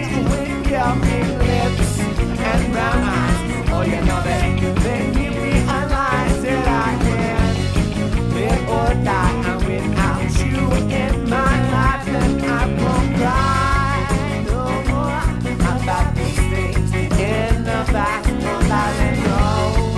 Oh, me, baby, can we just make this last? Can we make this last? Tambourine Machine on DeepEllumOnAir.com. Before that, Loyal Sally. Hey, hey! Loyal Sally, a proud sponsor of HireAHero.org, our title sponsor of the PMS show. Pugs Moran Show, that's what PMS stands for. Let's see here, a couple of things that I wanted to talk about. I want to introduce you all to the Facebook page if you want to participate during the show. It's John Pugs on Facebook, John Pugs. Also on Twitter, Pugs and Company. You can follow me there. I gave out a couple of people, starter kits, if you will, people you can follow if you're just new to Twitter and you want to get some interesting independent thoughts. Ricky Gervais was a good one. Who else? You said God? God. I would definitely follow God. Yeah. God's kind of funny. Although cool. God's not as funny as I would think God would be. You know? Sometimes God posts some tweets that Not so funny. not so great. I bet That's God all right. really is funny. It's all right. He would have to be. He's got to be. Like you said, he made the wiener The dog. wiener dog. Yeah, proof that God has a sense of humor. All right, let's see here. So much stuff that I wanted to get into today. Let's see. What did I do over the weekend? I watched. Oh, we want to talk about this. We are doing a number of specialty shows, podcasts, internet radio shows, whatever it is that you wish to call them. One of the shows, the specialty shows that we are going to be launching, and I have gotten an overwhelmingly positive response to this. We're going to be offering a weekly 45 minutes, 1 hour, whatever, however long it takes, recap of Game of Thrones. If you are a Game of Thrones fan, be sure to join us. We're going to do this on Monday nights, right? Yep. Game of Thrones is coming back next weekend on HBO. Is it 9 o'clock or 8 o'clock? I'm not entirely sure. But if you're a Game of Thrones fan, you know. I imagine it comes on at 9 o'clock because Game of Thrones is pretty violent, pretty crazy. The greatest show on TV, and I know I probably overuse that, but there are about 4 shows that rotate depending on the time of year that I would affix with the badge, greatest show on TV. And Game of Thrones is definitely one of them. Hey, did you hear the name? We came up with a name for the podcast. Yeah, I saw it. I don't remember what it was. Radio Free Westeros. Yeah, I didn't get it. A Thronecast. Man, you're just not as into Game of Thrones then. Well, see, here's the problem. There is another Game of Thrones cast out there, and it's called Fire and Ice Cast, and and you have to know that Game of Thrones comes from the book Fire and Ice to really get that. Yeah, so I wanted to come up with something that's kind of cool and something that's kind of speaks to the modern, way we're doing new media, and it also is affixed to that show Game of Thrones. Well, Westeros is the continent that it takes place in, the fictional medieval continent of Westeros. And Radio Free Europe is what the American military built during, the 1940s and 50s to beam American propaganda and the American way of life to the European countries, especially the Eastern countries that were under communism. So, Radio Free Westeros. Nice, okay. What would you feel better if I called it the Westfall Morning Zoo? Because we were going to go with that one too. And then we could have like the wow horn. Yeah, the King's Landing Madhouse. No, see, here's the problem, man. I don't have a TV, so when I watch, but I do like this show, and I live do 5 watch minutes it. from here. You will sit on my couch with me every Sunday night between 8 and 9 or whatever it is. I know you go to bed at like 9 o'clock in the morning or 9 o'clock at night. I do. So weird. No, man. I'll come pick you up. You will go in my car. We will have a couple of beers, and we will watch Game of Thrones together. Well, I need to night. get caught up, though, is what I'm trying to say. That's what I'm doing. It's been a long time since I've watched the last season. That is exactly what I've been doing the last couple. It's all weekend long. Pretty much all I watched were season 1, and now I'm into season 2 of Game of Thrones. We're starting season 3, but it is so complicated. We were talking earlier about how people don't want to think. If you don't want to think, don't watch Game of Thrones, because it is so, and everybody is really dirty, and they all kind of look the same. So you really have to know, oh, that's a Lannister. Okay, that's a Baratheon. All right, that's a Targaryen. You have to know the different families. You have to know all right, here's a quick synopsis of Game of Thrones. Can I give it to you? All right, quickly. For those of you who are unfamiliar with the show, maybe you can jump on, or maybe you can catch up on season 1 and seasons 2 by pulling them up on demand if you have that feature. Game of Thrones is the story of a medieval continent. Basically, it's Europe. Just imagine it's Europe in medieval times, but none of it's true. So it's fictional. And they've renamed, let's say they've renamed Europe Westeros. All right, so just think of like medieval Europe. There is a centralized throne that reigns over 7 kingdoms. 7 kingdoms all have their individual kings, but then there is one central king, one central throne, the Iron Throne, which is sort of like, I guess it would be like being governors. Kings are like governors of states, and then there's the president. Okay? The Iron Throne is vacant. It's there is no, well, it's in play. It's not vacant because young Prince Joffrey, who is just a deviant, inbred, like 15-year-old But it psychopath. doesn't start off like that, though. No, it started off. Go ahead. Well, no, I mean it's just you're kind of you skip the previous king getting killed, right? Well, yeah, King Robert, King. Wait, But was he where the am I main? now? He was the main king, though. Yeah, That's it's complicated because it all goes back to the Mad King. The Mad King was a Targaryen. and now That's his last name. The family name is Targaryen. The Mad King was murdered by a Lannister. Okay? A Lannister murdered a Targaryen king. That Mad King is now dead and gone. Ascending then to the throne was Robert Baratheon, who was a rebel leader who led the charge to overthrow the king. He is now a Baratheon on the throne. So the Targaryens have been deposed. The Targaryen family is no longer in power. Their the Mad King has been killed, and the Targaryens are off running because everybody wants to kill the Targaryens now because they've been exiled. Baratheon is now the king. Now remember, who killed the Mad King? A Lannister. Okay, these are all the main families that are vying for the Iron Throne. That's why it's called a Game of Thrones. I can't go into it, and I don't want to explain it all, but it's such a great show. Well, but here's another thing that you kind of I think was a little misleading about. You said that it's like Europe, but it's more there's like dragons involved too, though. Well, there's stories about dragons in Europe in medieval times. Well, but King there's actually Arthur. dragons though, so you see, Right. Well, that's what's so great about the show. Even in the show, there is a reality. Like, there's a reality that dragons are just a myth. Like, the average person on the street in Game of Thrones would tell you that, no, dragons were real, but they've been gone for 1,000,000 years Yeah, and it's blah, true. blah, blah. The fact that dragons are reappearing in Game of Thrones is mind-blowing. Yeah. I mean, that's like Prophetic. that's gonna freak people out. Yeah. Because, dragons are like the Loch Ness Monster or Bigfoot to the average person on the street in Game of Thrones. Somebody comes back from a faraway journey and says, "Oh, I caught a glimpse of a dragon. There's still one out." So dragons aren't like really roaming the streets. It's not, No, but there is the people in Game of Thrones, when it is revealed, because only some of us know that dragons are real. Only the people that follow one of the subplot lines of the Targaryens who have been exiled, who it turns out they're mystical. Yeah. This is why the Thronecast is going to be so cool. Remember, it's coming. It's Radio Free Westeros, a Thronecast. It's going to be cool because the people that we are going to put in these seats will all know exactly what I'm talking about.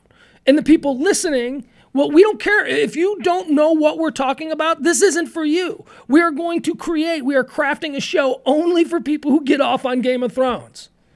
And it's going to be very complicated. And I hope you like it. And if you enjoy, look, I'm an old Dungeons and Dragons dork.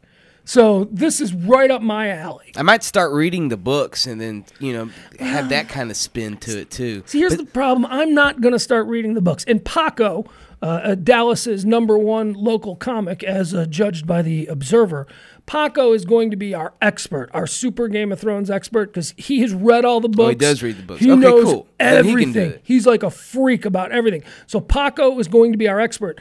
But I don't want the other people in here to necessarily be drawing on their expertise and knowledge of the books, because I don't want to read the books. I want to do a podcast about the TV show. So, this is why I have a hard time talking about it with Paco, but I recognize that his expertise is invaluable to this show.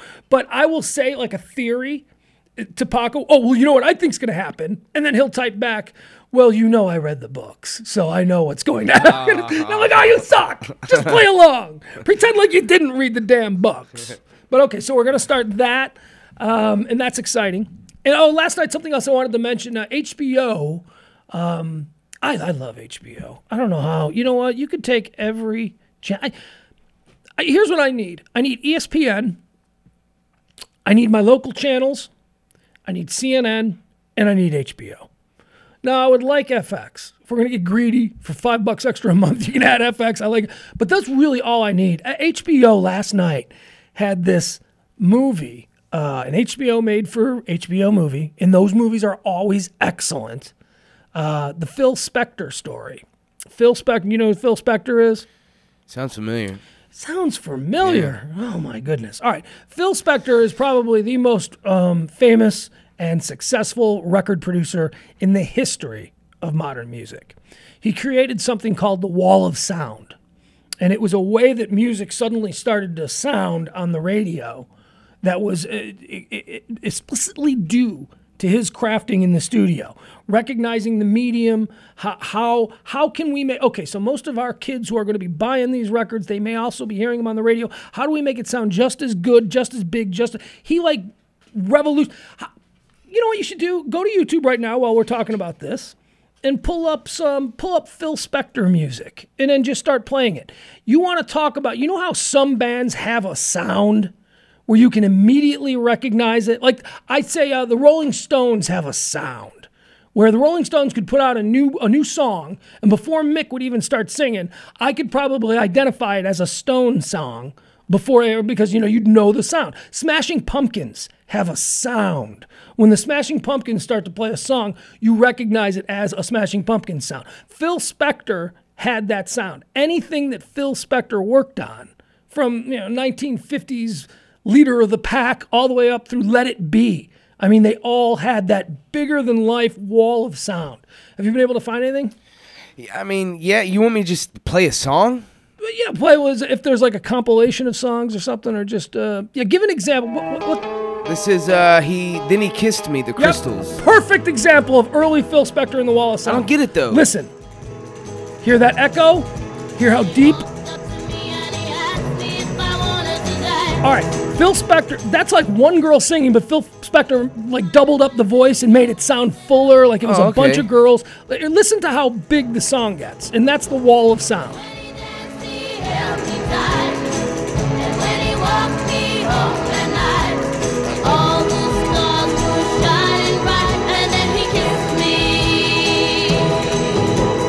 Hear how there's an echo there, and you are probably hearing this going, this sounds like every other song from that era.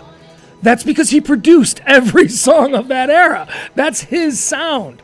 I mean, other people go to play another one. We'll just give an example. You got any? Let's see. Got any Ronettes or? I don't know what this is. Let's see what this is. Oh, it's Phil Spector jukebox. Again, the really deep echo. Okay. He was the first guy to bring in full orchestras for rock music, for pop music. All right, is this just going to play a bunch of his songs? Yeah, it's just random. #1 best of any producer I've ever met. More imagination. Never mind. This is Phil. Oh, leave it up. That's him. Great arranger, great engineer, great producer. He knows exactly what he wants. Oh no, it's not. And It's Lester Sill. He's talking about him.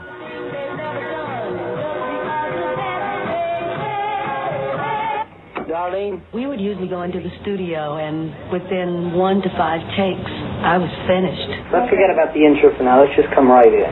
This is him working with Darlene Love. Phil was in town from New York City looking for someone to record He's a Rebel.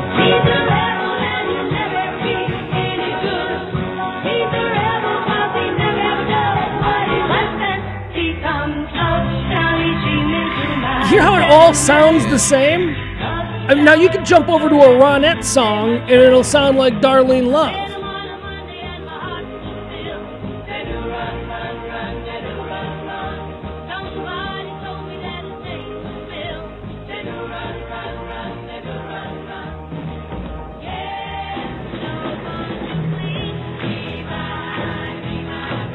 I mean, the guy, every big song from the 60s, this guy created. And he refused to let his artists write their own music. He went out and found the music and then produced it and made them sing it. Can you jump forward? Because I want to get later in his career so you can hear how he progressed, yet the whole sound sort of remained the same. Oh, here you go. Yeah, this is...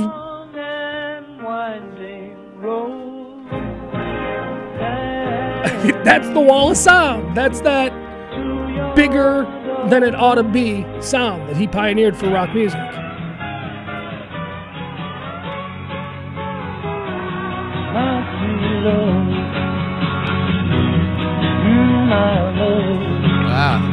Wait, you'll hear his influence coming up in the chorus. The big... Oh, they didn't get to it. Yeah, well, the Beatles absolutely loved him. The Beatles always wanted to work with him, but they were tied up with their guy, Peter Martin, who was... Was it Peter Martin? Whatever it was. The Beatles producer. Martin. And once the Beatles broke up, they all went and worked with Phil Spector on their first solo album. And he even did the mix on Let It Be after they had broken up. And that song was released posthumously. People don't know that. The Beatles had already broken up when Let It Be was released. Hear the big clap, echo, bigger than life wall of sound. So anyway, Phil Spector was undeniably a musical genius. And well, and then there's this one.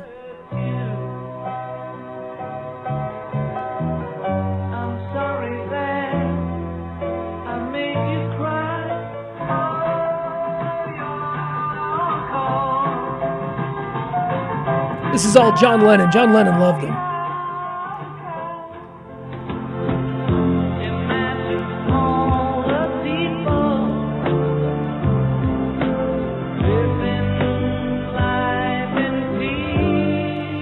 So from He's a Rebel and Be My Baby to Imagine and Let It Be. I mean, the guy is responsible for some of the biggest songs in history of music. Seriously. Certainly American music. And you can't take that enough. You can't take, what do they say about geniuses? They say that they're a little bit screwy, right? Well, Phil Spector lives up to that. Phil Spector is a nutbag. This guy is insane.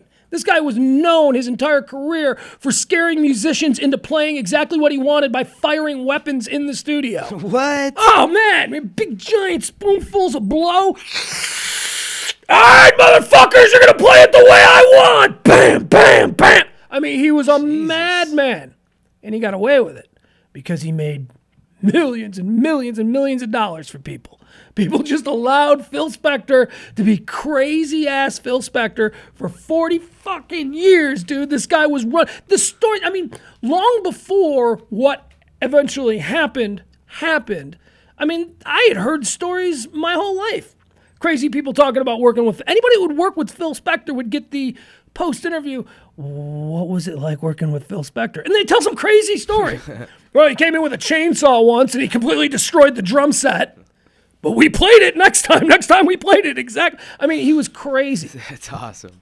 So back in 2003, an old, essentially forgotten Phil Spector, at this point, 2003, he probably hadn't done anything in 20 years, retired.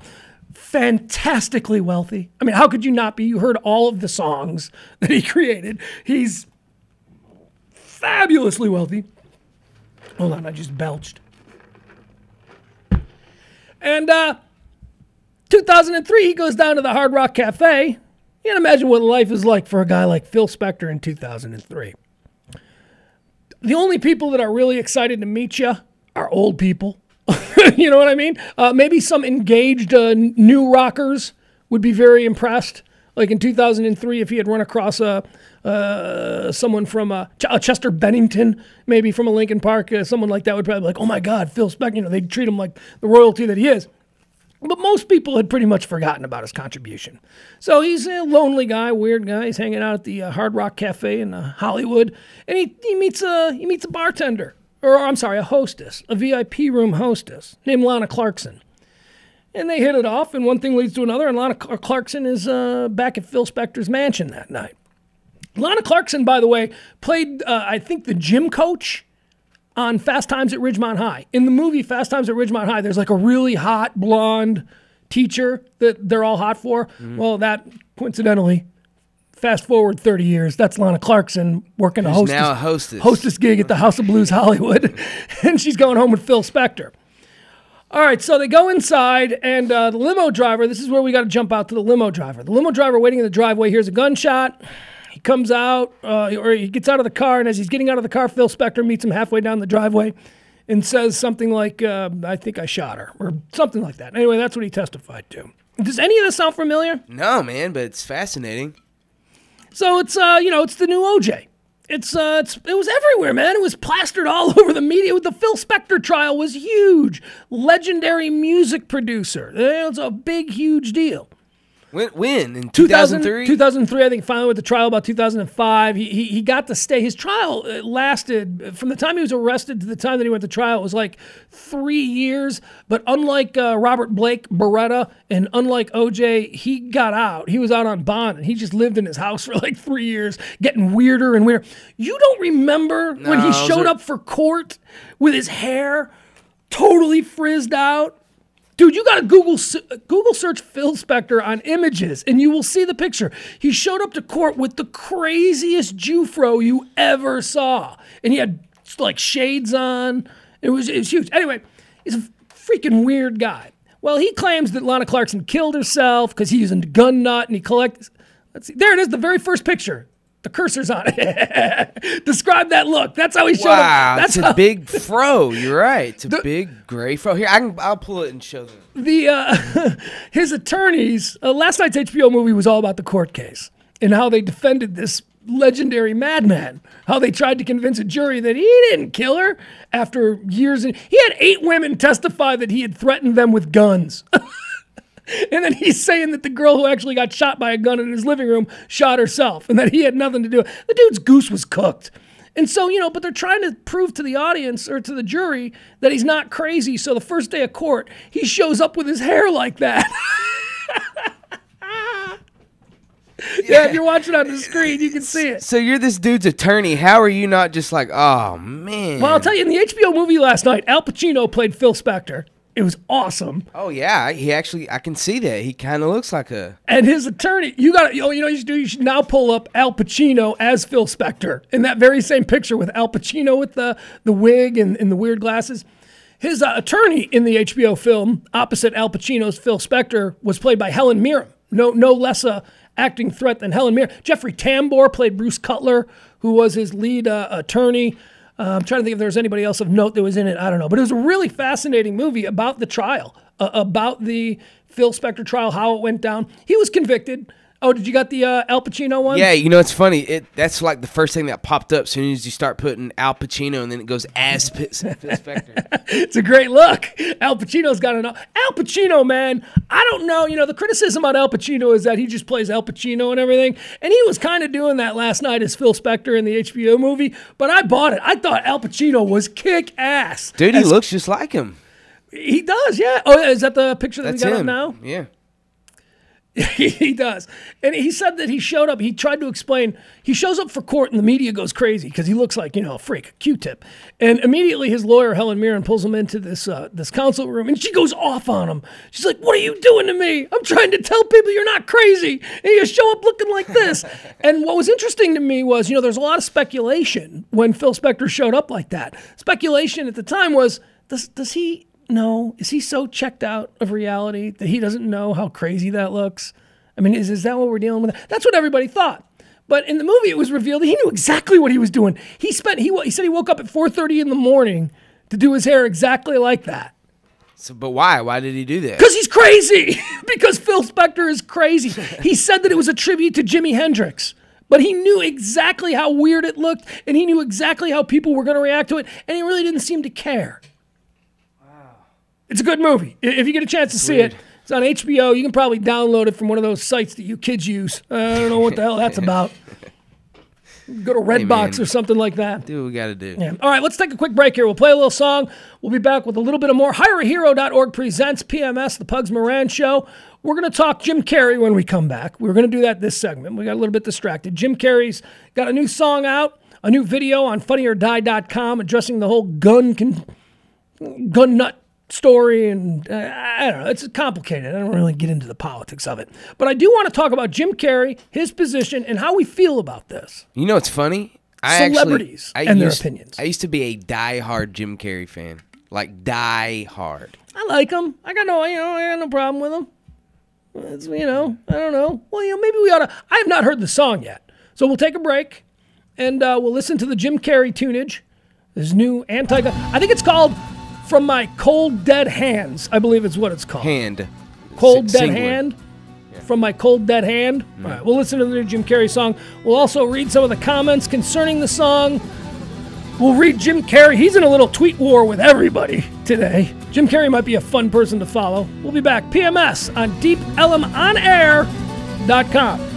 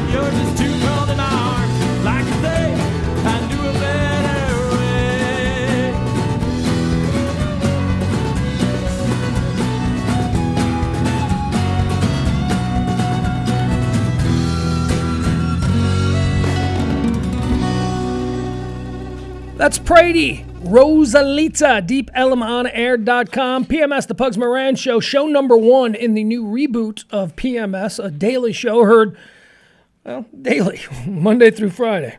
Can't always promise it's going to be live, but we will have some form of new content or possibly old content. Yeah, I'm really excited about that. Very old content. As a fan, that's very exciting. Yeah, we'll be... Well, I've been able to find a whole bunch of old Pugs and Kelly stuff from, back when we worked at a station that we were LMAing the signal. We own everything about it. So we've got some of that stuff plus some classic stuff, and I may be playing that. I've been moving a lot the last couple of years. Oh, Jansen, times they've been tough on me, boy. Let me tell you. You and me both, boy. I've taken the brunt of. I'm having a hard time digging out of this whole thing, but I'm back. I'm not going to let it kill me. I got a lot to live for. I got a happy life. This is fun. You know what? I realized that when I didn't have this, I mean, you got to imagine, folks, if you go 10 years where for 4 hours a day, people want to hear from you. they want, you're engaging with people and you're arguing with people and you get your juices flowing. I mean, that's something that you can't just take away cold turkey. That's for the last 6 months since the last time I was doing a daily podcast. I haven't had it. And you know what I do when I don't do this? Nothing. I am incapable, apparently, of doing any other job under the sun. I'm either overqualified for everything, or you know what? You want to hear something great here? I've been up for it. Why not? Well, this is what this is about. We'll pull back the curtain. We'll let you know some real stuff about what it's like to be an out of work, unemployable DJ. I'm not even a DJ. I've never even called myself a DJ. I'm a talk show host. That's all I've ever done. And the fact that I'm not a DJ is one of the reasons why I'm unemployable, because I've never actually worked in music. You know, I was up for a job recently, and it was a small job here in Texas, but it would have been workable for me. You know, I'd have been able to do it, and you know why I didn't get the job? Oh, they were all excited. They thought, oh, really? You're interested? Really? I didn't get the job because no one believes that I would stay there. And they're right. They're right. I wouldn't stay there. If something opened up bigger, I would leave. But God damn it, man. You know? I mean, sorry, I'm not going to stay in Sherman if they offered me mornings at the Edge. You know, I'm sorry. I can't do that. Was this a radio job? Yeah, it was a radio job. Oh, I got you. And then I was up for a couple of other jobs over the last couple of years in really great cities. And Miami is a really difficult one that I had to turn that down. You turned down a job in Miami? I've got a 3-year-old, and it wasn't going to be enough money so that I could stay in his life, and I would rather figure out a way. I'd rather figure out a way. I know. Admirable, bro. I know. I used to live across from Miami in Marco Island, and yeah. Well, but you know what? Honestly, what was the job that you turned down? Nights talk. Yeah, this is going back a couple of years. A couple of years ago, I was still optimistic that something was going to open up here, you know, or at least in Chicago. Because here's how it works. As far as terrestrial radio goes, I am not going to put myself in a situation where I'm one of these dads who sees his son 3 times a year. It's not going to happen. I am an adult. I committed to a situation with the mother of my child. That situation did not work out, and now I have to figure out how to make it work. And the only criteria I have is that it cannot affect my son. My son has to know that I'm his dad. So I'm happy to be doing this again. This is fun, and I'm happy to hireahero.org, who has employed me in a capacity that I had no idea that I was even capable of doing, but I've been working with that fantastic organization. HireAHero.org. We'll be telling you more about them as they've become a serious partner of ours here at Deep Ellum on Air, right? Yeah, that's really exciting. you know, when you brought this to me and asked if I'd be interested in working with these guys, I told you, you know, you could be just a guy off the street bringing this to me now. I would have said, yeah, because what those guys are doing is awesome. Yeah, and we'll talk more about that. And it's probably at some point this week we'll try and get Rob on. He's the director of the project, the Armed Forces Support Foundation, and HireAHero.org. The Hire a Hero project is working to basically streamline the process of re-assimilation for our soldiers as they come back. You know, we have failed them on every level. And I'm not just even talking about what they went through over there with, not having the equipment that they needed and whatever. Again, that's too close to politics, and we don't want to get into that.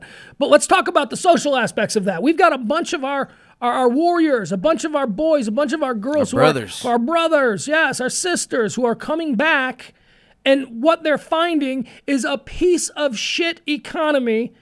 What we did while they were gone. This is all, we created this mess, and now they're here, and they don't have jobs. Well, we turn our back on them. You're going to turn your back on them. I better see you out on your driveway this Saturday with some sort of scraper scraping that yellow support the troops sticker off the back of your car, because it takes way more than that. I hate that. Every time I see one of those support the troops sticker. Is that still going around? Oh, yeah. Well, you still see cars with them. The yellow, I support the troops. I'm a good American. Write a check. Write a check or hire somebody, you know? Yeah. Hey, that's all. I mean, it's just, we have to give our returning veterans special consideration. Man. We must. Otherwise, what does that say about us? Anytime you hear that a vet is losing their house because of this, that's wrong. Well, they do. The Armed Forces Support Foundation and Hire a Hero project also, they help. This is what I love about them. This is what's so compassionate about this organization. It's not just returning soldiers. It's their spouses. It's their immediate families. If a wife needs help getting a job, because, you know, the husband can't get a job. Hey, we'll try and help both of you get a job. We'll do whatever we can to stop the bleeding. And that's what HireAHero.org has been doing now for about 6 years. And I just couldn't be happier than to be allowed to be an ambassador or a mouthpiece or whatever the hell it is you want to say that I do for them. But yeah, it's a great organization. And as dark as shit has been over the past couple of years for me, I mean, I reached out to Rob, the director of the organization. And I remember telling him, I go, dude, I honestly, if I'm going to make no money, I would really like to be able to use whatever I have left in the tank to at least do something positive. Because I suffer from depression, and I needed something to get out of that depression. And unfortunately, what I found really quick was studying up on this charity, studying up on the way we're treating our veterans is not the best thing to do if you're already depressed. I mean, there's a story right here. I wasn't going to mention this, but since we're talking about it now, I found it. Let me see if I can. Anyway, there's a story about a soldier who lost his legs, and he's going to kill himself.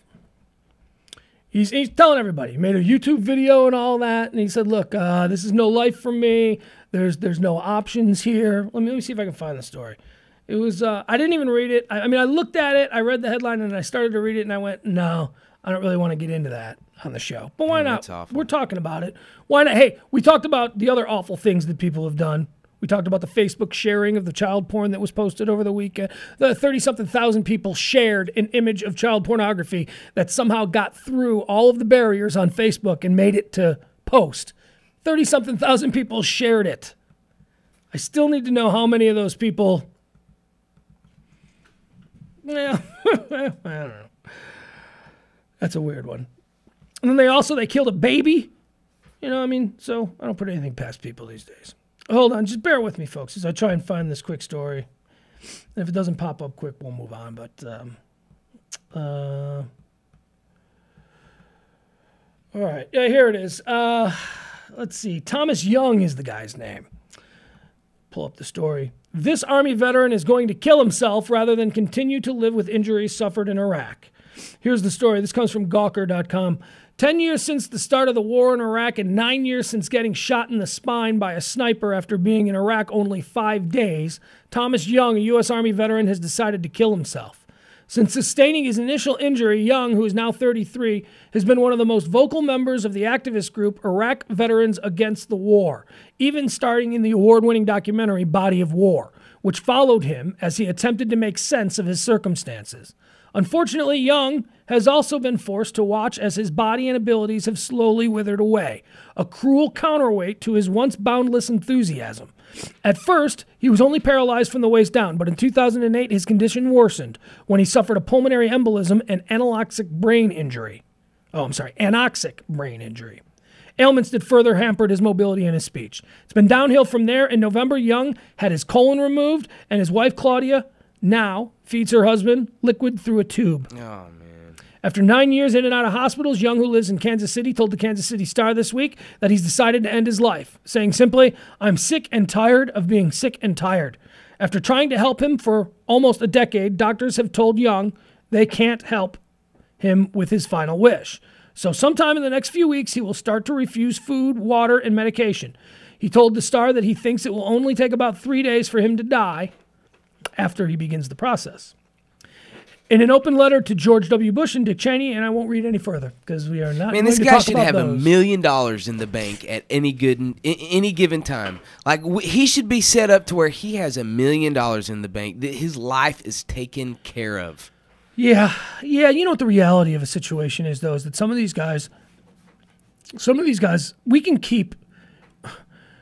I think we're too good at keeping people alive.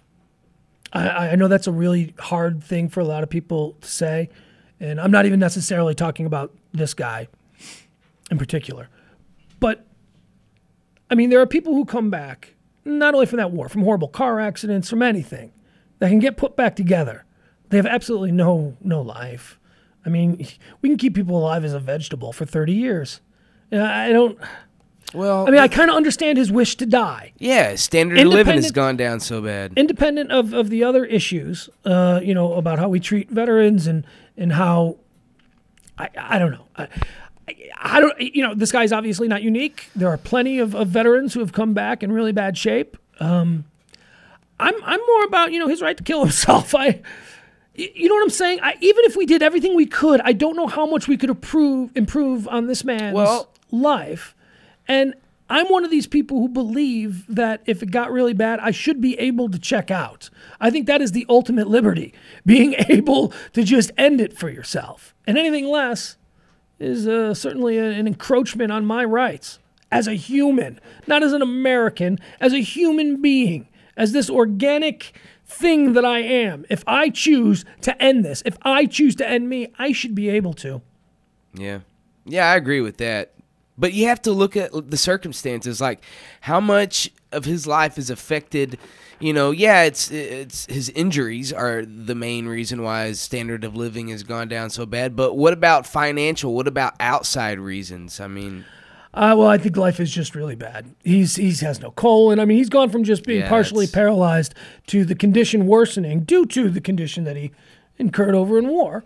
And now he's, he doesn't move at all. He eats through a tube. His colon is gone. I mean, the guy just wants to start refusing food and die with dignity.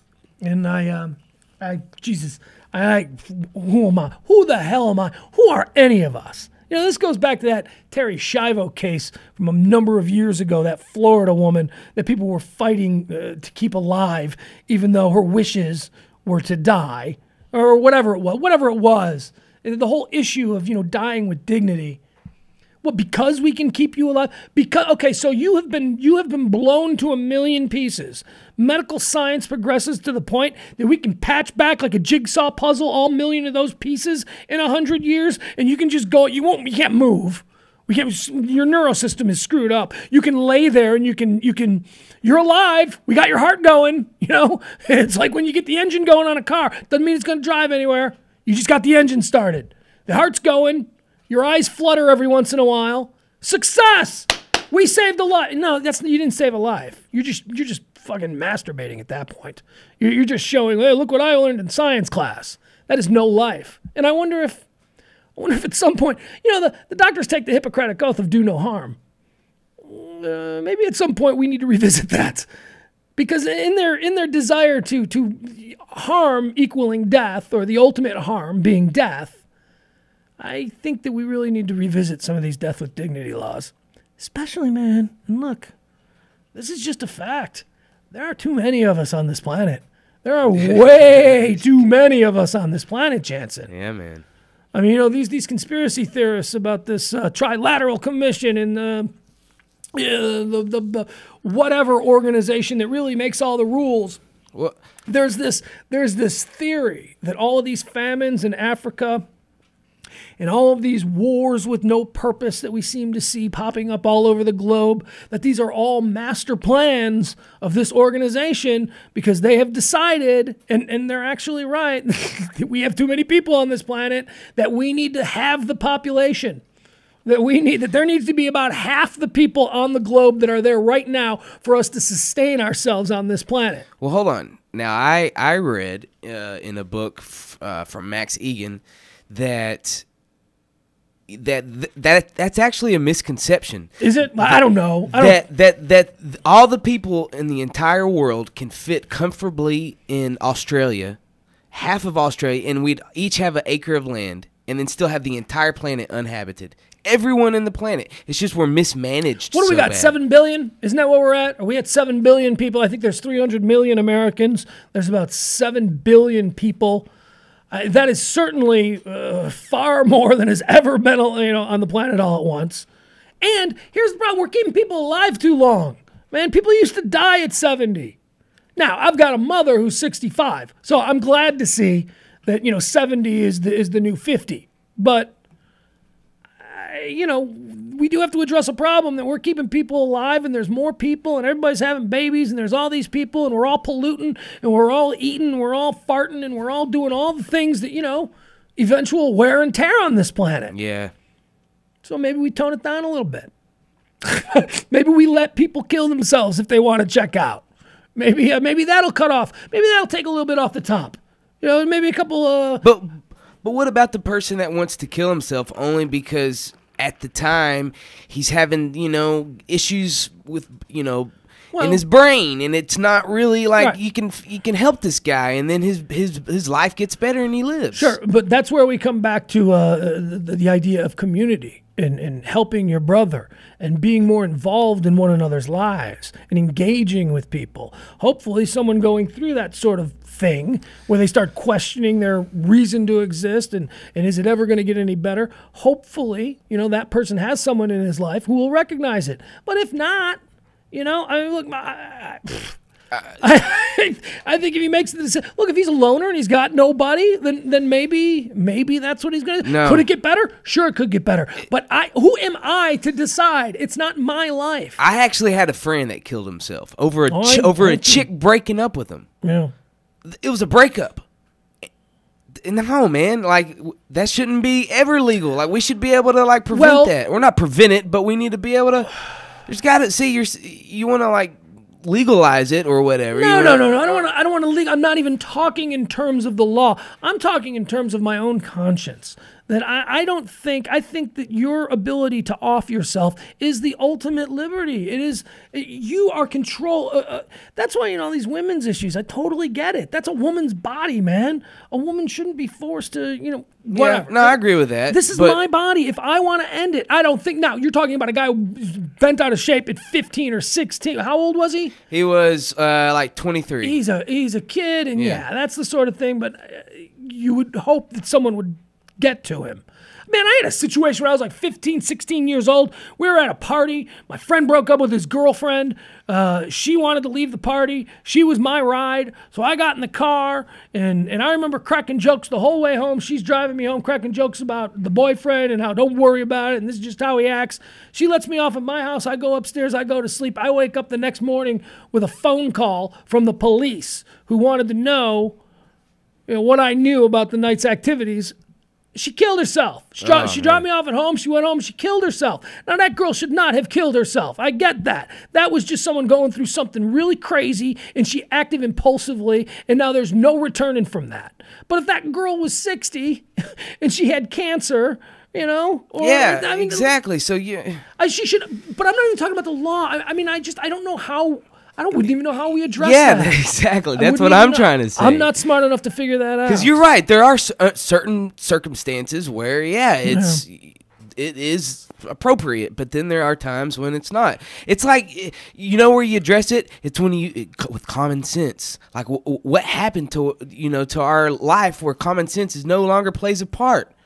In laws and the way we live our life. And we just got to be better with people. We got to be better with people. I have... I went through some really depressing stuff. And because I suffer from depression, it was compounded. Career, family, all of that.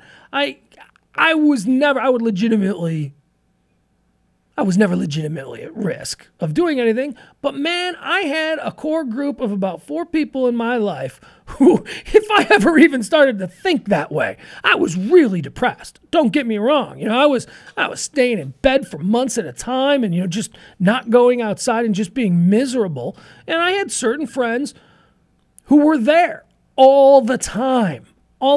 So, I'm lucky. I had people in my life that were coming over, and my buddy Emil. I couldn't. My buddy Aaron. There are people in my life that I just could not have.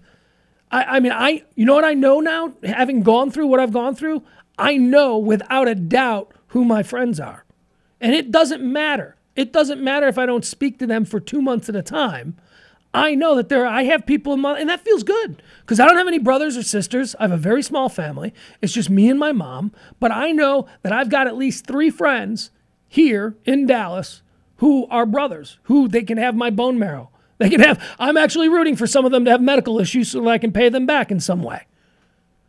Well, it's a little too far. In addition, I owe some of them money as well. You'll get your money back as well. But, it's good to know. But I have people in my life, some people don't, and that's a shame. And maybe we just ought to be nicer to people. We're all so hostile. I agree with that. We live in the world of the 8-foot privacy fence. We live in the world of texting. We live in the world of very little interaction. But was that created, though? Because there was a time when it wasn't. We were like in a tribe. We were like a family. When we had to be. When we, we need to get back to that. We were a tribe because life dictated that in order to thrive, we needed to count on one another. As technology progressed and as the standard of living in this country went up, we needed our neighbors less and less. And that's where we are now. We ain't got neighbors. But now we're going to create it to the point where it's going to have to get back to that because we're going to, create that need. And that's exactly what we're doing. Okay, you live in a beautiful home here in Highland Park, Texas. Do you know the person next door? Yeah.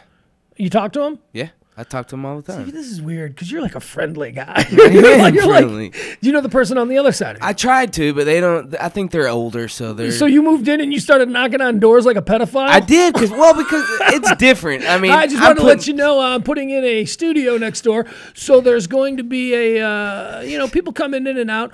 Also, I did 5 years for aggressive rape on an underage girl. But yeah, so if the cars from the studio musicians bother you. Was it like that? It was, minus the whole rape thing, but yeah. Oh, you didn't want Jim sign something? No, dude. They thought they were signing something else, but they were actually signing that you told them. No, it was actually real cool. The neighbors to the left of us heard of it, so they're like, "Oh, wow, that's cool." Have you ever seen that Saturday Night Live sketch with Will Forte, where he goes knocking on his neighbors' doors to introduce himself and to get them to sign that he's a sex predator and he's new to the neighborhood, but he chooses Halloween to go door to door. So he gets around it by when they answer the door, they say, "Well, what are you?" And he says, "I'm a sex predator." Can I get you to sign right here? It's very funny. So I thought that's maybe what you did. No. All right. You know what? Let's do this. Do you want to take a quick break or you want to get into it? Okay, one more time. We'll close the show with a little TV talk and we'll play the Jim Carrey song. We'll talk about that as well. You know what? And this is not representative of what the show will be. We're going a little bit long today because it's the first show. We're trying to get our groove going. Jensen and I haven't worked together, so this will be fun. I now feel confident that I can talk to you. Well, thank you. Well, it's not the case with everybody. Well, boy, do I know. Yeah, so, sometimes you got to be I came in here. I was supposed to have my friend James Parker on with us from New Orleans. That didn't work out. We're going to get to the bottom of that, too. We'll figure out how to do that. So thank you for chatting with me here, Jensen. Who is this? This is the Zachary Scott Pole Band. All right, we'll take a break.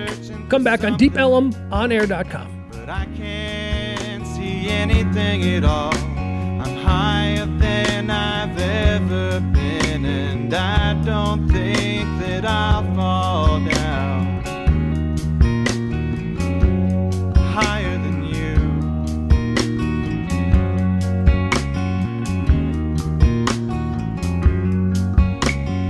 You get lost in your pockets, your eyes falling out of the sockets in your head. You're trying the straight and the narrow. Which direction will you follow now?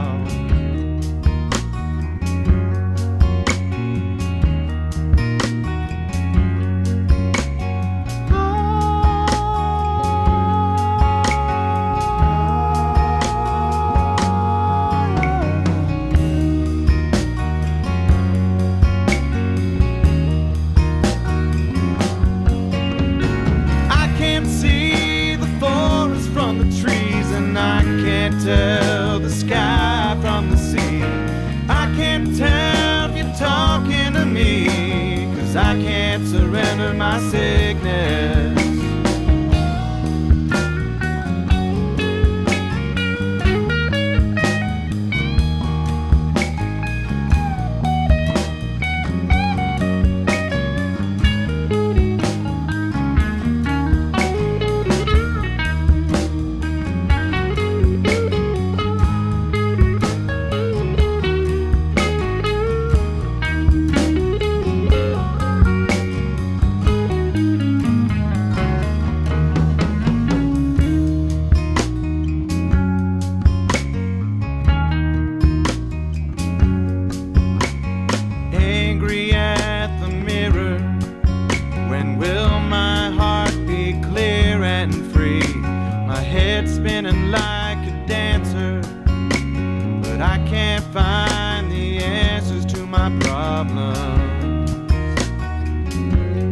Higher than you,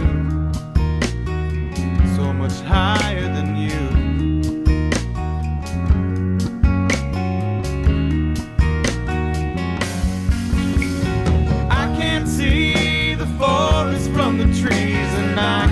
tell the sky from the sea.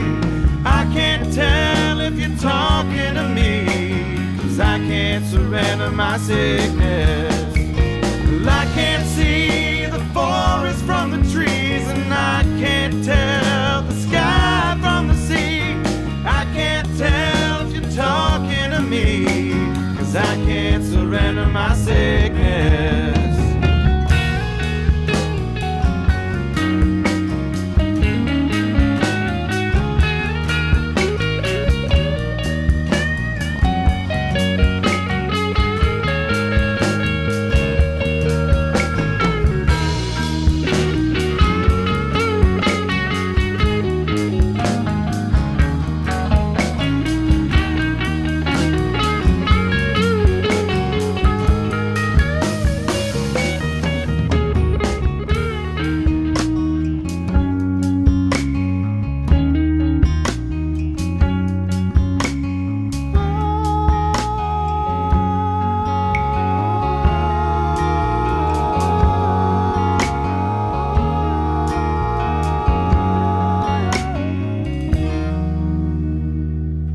The Zachary Scott Pole Band, Higher Than You, on DeepElemOnAir.com.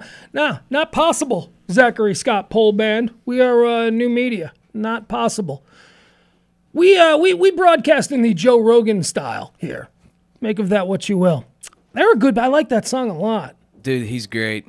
The whole band. He's great. Well, it's Is Zachary it a dude? Scott Pole. That's his name. But Okay. then it's called the Zachary Scott Pole Band. So he's got the band. But he sometimes he'll be solo, Mhm. and then sometimes he'll be backing up, and it doesn't matter. Like he's That- great either way. That was. Are you old enough? Maybe I'm just old enough now. Maybe most people my age don't get exposed to all the local music and new music. No, that just maybe I people do. aren't getting exposed. But to I mean, do you recognize the influences there? I mean, you hear that song and go, "Wow, that is really like." What would you say? Fill in the blank. Wow, that song is really like. Fill in the blank. Well, who do you have in mind? It's very well. It fits into a genre, but I would say the first one that pops up, that's very Allman Brothers like. Okay, yeah. Classic 70s long hair Southern rock. Yeah, that's what I was trying to think of, like smooth Southern rock. I'm always surprised. I mean, the popularity of bands from when I was a little kid. I mean, bands that are before my time. Man, the Led Zeppelin and all that, that's really before my time.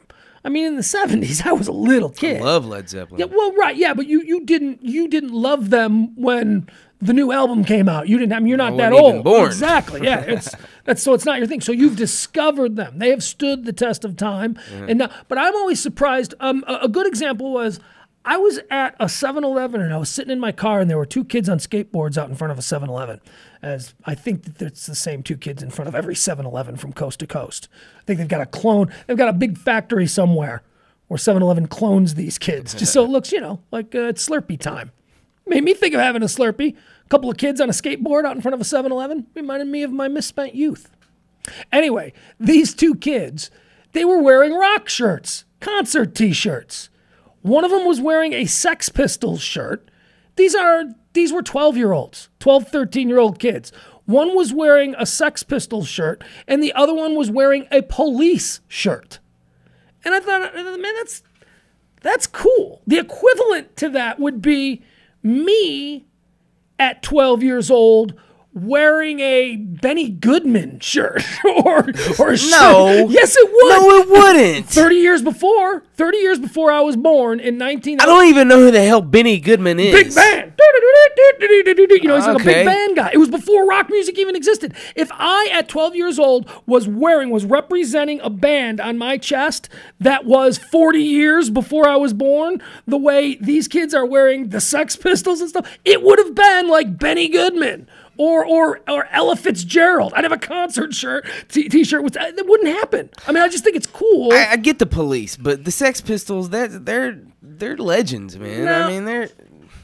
What, and the police aren't? Well, they are, but I mean, the Sex Pistols. It's cool for a kid to know the Sex Pistols. The police. I had more respect for the kid that had the police one, because the Sex Pistols, they went away fairly quickly, and their name was bought up and owned by a corporation. And you can get, you walk into Urban Outfitter or something, and you'll find coffee mugs with the Sex Pistols on it. Yeah. The police were actually cool. Sting owns that shit.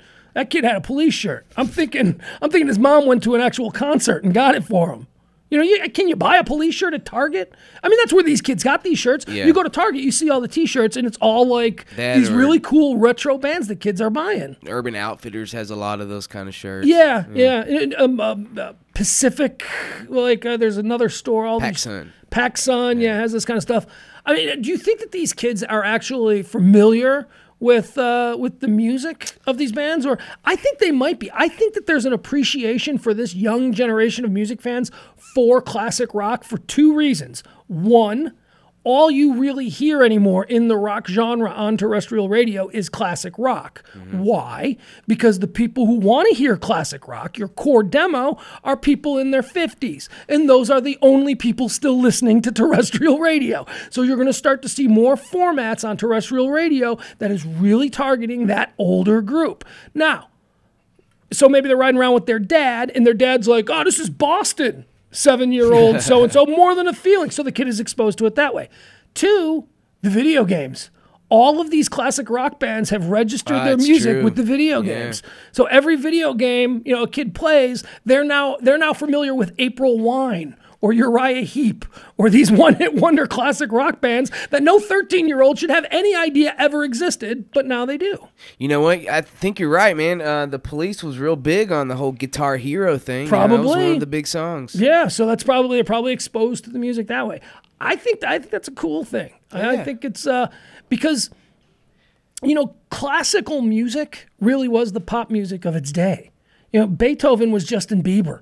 People don't really put it into that context, but he was. He gave sold-out performances, and he was a ladies' man, and the chicks were all throwing themselves at Beethoven. But we would never consider that popular music. But in its day, it was. Yeah, but Justin Bieber is not going to be around 500 years. No, but Trampled Underfoot by Zeppelin will be. Yes. And will that so be will Beethoven. in 500? Yeah, Let It Be by the Beatles will be. In 500 years, those things will be anything but considered mainstream, but I think they'll be regarded as classical, like stuff. I mean, the definition of classical is timeless, doesn't go out of style, is always appropriate. Classical. All right. Speaking of classical, the gun debate in America will never go out of style. Wow, that was a pretty good transition. I'm wasting myself here on new media. That should have been that was right out of the BAP playbook. Classical gun debate. Now I lost my train of thought. See, I blew it, and that's why I'm not on terrestrial radio. The Cold Dead Hand? Yeah, Jim Carrey is okay. So we got the gun debate. All right, Newtown, bunch of dead kids. Everybody's gonna ban guns. Couple of months go by. We don't see the pictures of the kids. We forget about it. We're not all as sensitive to it. Do we really need to ban guns? So basically, over the last couple of months, there's been a roller coaster as far as polls representing how Americans feel about guns. After Newtown, oh my God! If you wanted to try and pass a law in Congress banning all guns, turning over the Second Amendment, you could have done it in the days following Newtown. Oh, everybody was looking for solutions. Everybody was willing to talk. It was a bipartisan issue. But then, certain outside sources get involved in these things, as they always do, and over time their impact was felt, and people started to soften their opinion, and now, nothing's going to be done. Nothing's going to be done. The assault weapons ban that was brought up and reintroduced by, was it Feinstein? Yeah, Senator Feinstein in California. That got shut down. Harry Reid's not even going to bring it. He knows it doesn't have the support. Magazines. So then they went, okay, so there won't be an assault ban. Fine. All right. We'll live with that. How about the magazines? How about we make these 100 cartridge magazines illegal because nobody needs to be able to fire 100 shots in civilized society from, you know what I mean? That seems reasonable. You want the gun? You can have the gun. But how about we keep it limited? You get a 10-shot magazine. So fine. And you got to reload. We're just looking out. We know that you're safe. We know that you're a reasonable, God-fearing American and you have every right to bear arms. But just in case it should fall into the hands of some psycho who wants wants to do another Batman midnight screening shootout, he doesn't have 100 bullets to fire at one time. Even that was thrown out. They're like, no, if I'm an American, if I want to have 100 million shots, fine, whatever. Okay. So now the gun debate is about background checks, which, what is it, 1980? I can't believe we're talking about background checks. I thought, I'm dumb, you know, what do I know? I thought it was mandatory, background checks. Apparently not. Apparently you can still just buy a gun if you want it. And now there's people like that are against that. Wait, what, really? How do you, no, you can't. In my desire have you tried to get a gun? I did. In my desire to stay away from, I have a gun. In my desire to stay away from politics, I don't want to get into the real, you know, ifs and but I was just trying to, for people, how I perceive this story to have unfolded in the last couple. Now there are a lot of people who want the assault rifle ban and want more, very progressive thinking people.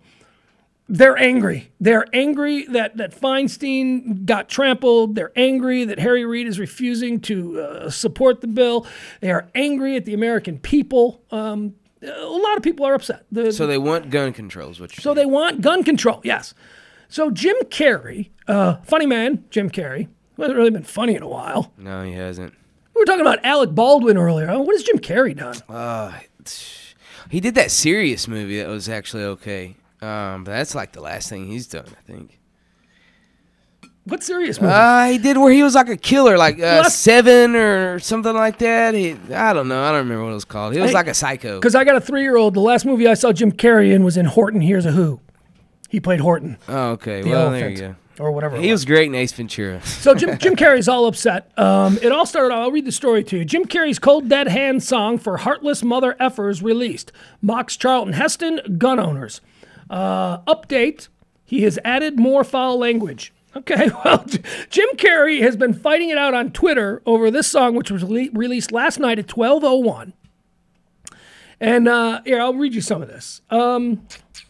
In case you couldn't stomach watching the video, it mocks Charlton Heston. Why can't you mock Charlton Heston? I got no problem mocking Charlton Heston. Yeah, he's very mockable. He's mockable. He's done some kooky stuff lately. Well, since when is Charlton Heston beyond reproach? Yeah, it's not like he when does he have papal infallibility? What do you mean? Wait, Reagan is the same way. What do you mean we can't mock these people or we can't question them? It's not like he was trying to mock Christopher Reeve back when he was... Right. Christopher Reeve is off limits. But Charlton Heston, come on. Yeah. I love Charlton Heston. Come on, Planet of the Apes, damn dirty apes. I love Charlton Heston. Omega Man. Was Omega Man the one? He made this movie. I didn't see Omega Man. He made this movie, Jensen. It's so badass.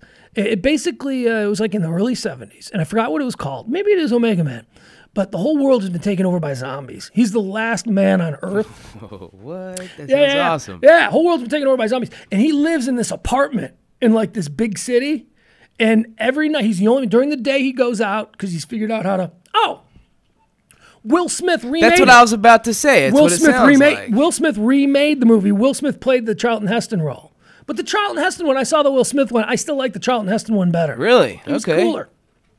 He had all these, it was the same. He was shooting at him from up on his balcony and stuff. It was cool. It's a cool does guy. sound cool. So I dig Charlton Heston. I just don't, the guy's, the guy's beyond reproach. I'm watching that movie tonight, by the way. What movie? Omega Man. That sounds awesome. Oh, yeah. Omega Man. But don't be distracted by the 1970 special effects. No, I actually love that. I love old movies. All right, so Jim Carrey put out this video. Let's see how it all started here. I'm reading some of the newer ones. Why don't we just play it? Yeah. Why don't we just play it? This is, if you want to see it, you can go to funnyordie.com. We're going to play the audio for you. This is Jim Carrey's answer to, the collapse of the gun debate in America. Here it is on deepelmonair.com.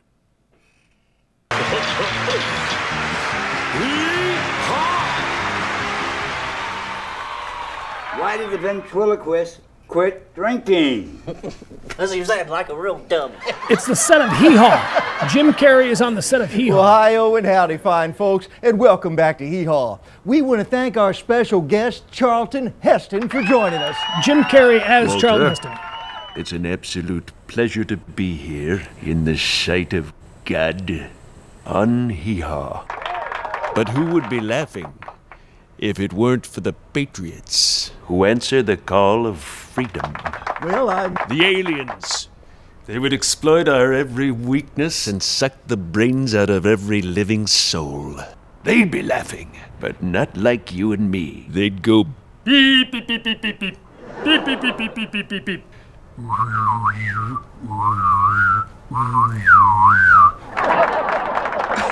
Listening to Jim Carrey's Funny or Die video with the sweetest about gun molasses control. sounds of a band I'm sure you're all gonna like.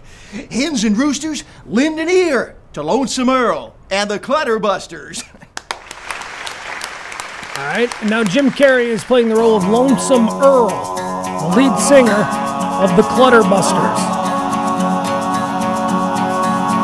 Some folks ride like the wind, with the whispering pines to guide them, and the burning light inside them keeps them warm in the snow. Others fear the sounds they hear, make banditos out of molehills, fill their hearts with porcupine quills. They're dead and buried long before they go. Charlton Heston movies are no longer in demand, and his immortal soul may lay forever in the sand. The angels wouldn't take him up to heaven like he planned, 'cause they couldn't pry that gun from his cold dead hand. What did he say? It takes a cold dead hand to decide to pull the trigger. Takes a cold dead heart, and as near as I can figure, with your cold dead aim you're trying to prove your dick is bigger. But we know your chariot may not be swinging low. Cold dead hand, cold dead hand, cold dead hand, cold dead hand. You're a big man with a little bitty gland, so you need something bigger just to fill. They're making fun of everything I hold dear. Walter? Imagine if the Lord were here and he knew what you've been thinking. Would his sacred heart be sinking into the canyon of dismay? And on the ones who sell the guns, he'd sick the vultures and coyotes. Only the devil's true devotees could profiteer from pain and fear. Charlton Heston movies are no longer in demand, and his immortal soul may lay forever in the sand. The angels wouldn't take him up to heaven like he planned, 'cause they couldn't pry that gun from his cold dead hand. It takes a cold dead hand to decide to pull the trigger. Takes a cold dead heart, and as near as I can figure, with your cold Hi, I'm clearly Sam Elliott. Pay attention, hombres. This boy's got something to say. Biting social satire goes down smooth. Enjoy the show. I'm gonna watch that sunset. I always appreciate a Sam Elliott reference. Love Sam Elliott. All right, it's Jim Carrey, his new viral video that he released on funnyordie.com today. Cold Dead Hand, Cold Dead Hand. His, social satire, as he says in the song. All right, my first thought is the song sucks. I really don't like the song. It's stupid. It doesn't make me think, doesn't make me laugh. Kind of like the last few Jim Carrey comedies. Hey, look, this is what new media is about, though. You know, he's a celebrity. He's got an opinion, and he might not be able to get a studio to back the release of something like this. But he goes over to his buddy Will Ferrell's house, and Will Ferrell goes, "Hey, I got this site, Funny or Die. Why don't we shoot something? We'll put it." So what? I applaud that. You know, I think it's fine. I didn't know this was his site. Funny or Die? Yeah. Oh yeah, Will Ferrell started. Will Ferrell and Adam McKay started Funny or Die. And it was that's why he's always on it. That's why every thing funny Will Ferrell has done outside of films is always some weird Funny or Die release. All right, we can kill that. All right, without really getting into the gun debate, he has a right to his opinion. I just wish it was better. You know, I just wish it was bad. I wish the song was something that I could defend and going, well, you know, at least it's good. But I'm sure he thinks it's good. I just think it's stupid that people are, you know, even upset about it. Nobody's going to play it all the way through. For something like this to really take off, you'd want every morning show in America to play it all the way through. They won't. They might play it all the way through once, but it's not going to get multiple plays because it's not a good song. It's not catchy, and it's nothing that, you know, people are going to want to sit through again. Plus, you really have to be watching the video to even get half of it anyway, so it's not really something you can play on. So here's what Jim Carrey's been going through on Twitter today. Cold Dead Hand, don't be afraid, it's just a funny little song. And then he put the link to Funny or Die. That was the first tweet that he sent out. Then, of course, some people were getting into it with you, saying that he was being disrespectful. Jim Carrey, how can you possibly disrespect Heston?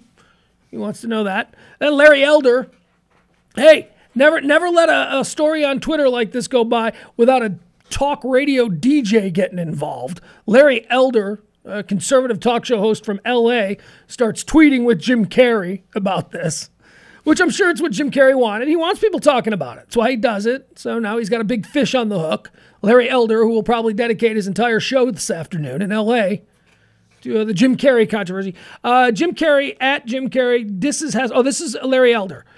Jim Carrey disses Heston, who marched with MLK, was a World War II naval aerial gunner, and became president of the NRA, the United States' oldest civil rights group.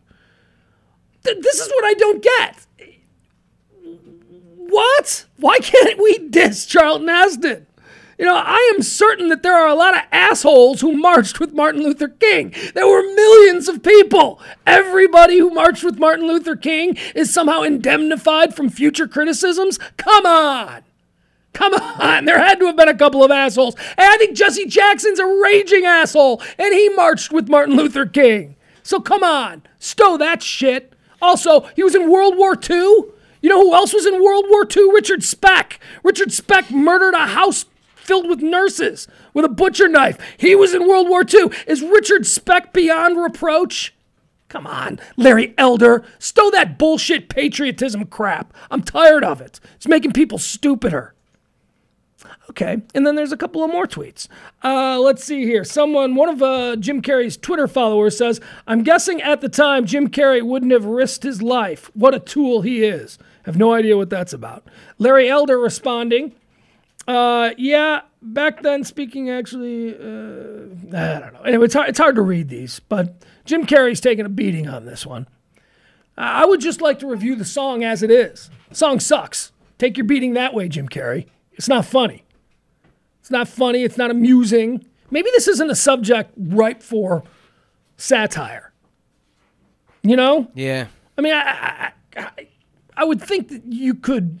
I think that everything is ripe for satire, and I would think that somebody in the capable hands of a comic who's maybe got his finger firmly on the pulse of America might be able to make something slightly interesting. But that was terrible. Jim Carrey, some big, rich movie star, completely out of touch.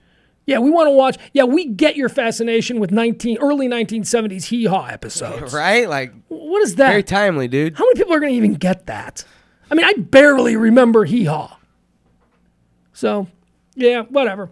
All right, let's see here. A couple of things that I want to mention. We'll get out of the show. Oh, you know what I want to do real quick? Yeah, this is something that we started doing on the old show. Before I get into the watch list, a couple of things for you all to catch on TV today. I want to give you a couple of good ones today. Not a whole lot. Monday's kind of a dead night. You watch any TV? You don't watch any TV. No. You taking a break? No.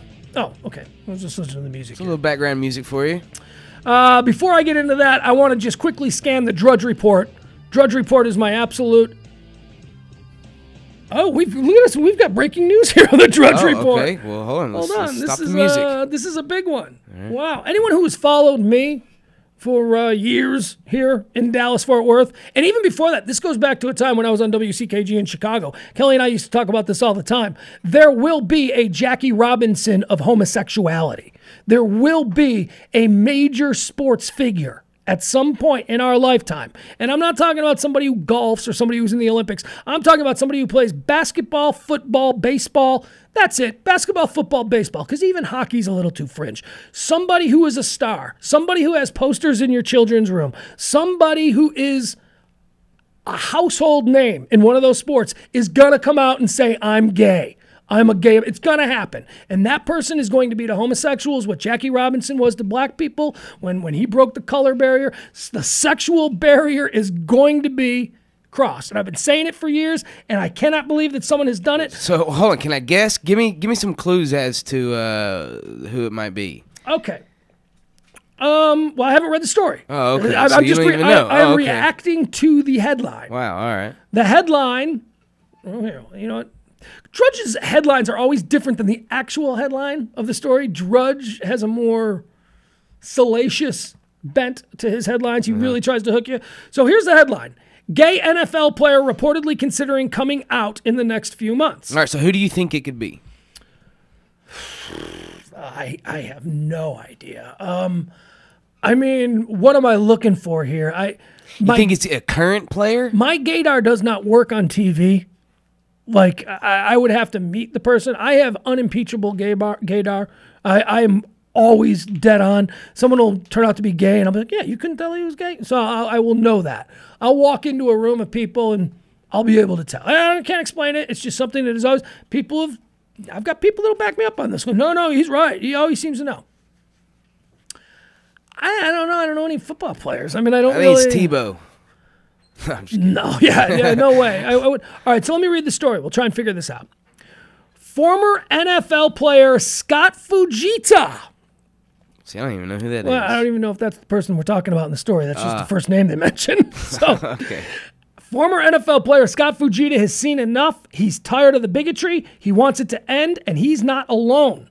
Players like Fujita, along with a coalition of current and former NFL players and NFL team owners, a music mogul, I'm guessing David Geffen is the music mogul, simply because from everything I've been able to tell, David Geffen is the godfather of the gay mafia.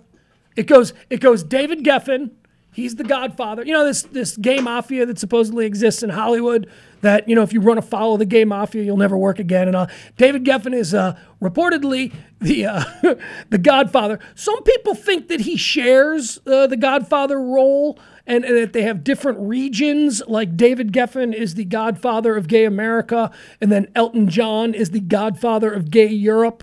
But yeah, those are the two guys that are always said to be the top dogs in the rumored gay mafia that exists. Players like Fujita, along with a coalition of current and former NFL players and team owners, one music mogul, David Geffen, and others are working diligently to create a safe atmosphere for a day history will happen when an openly gay man will be a member of an NFL club. People like Fujita, brave people, are attempting to make the issue a non-issue for when that day comes.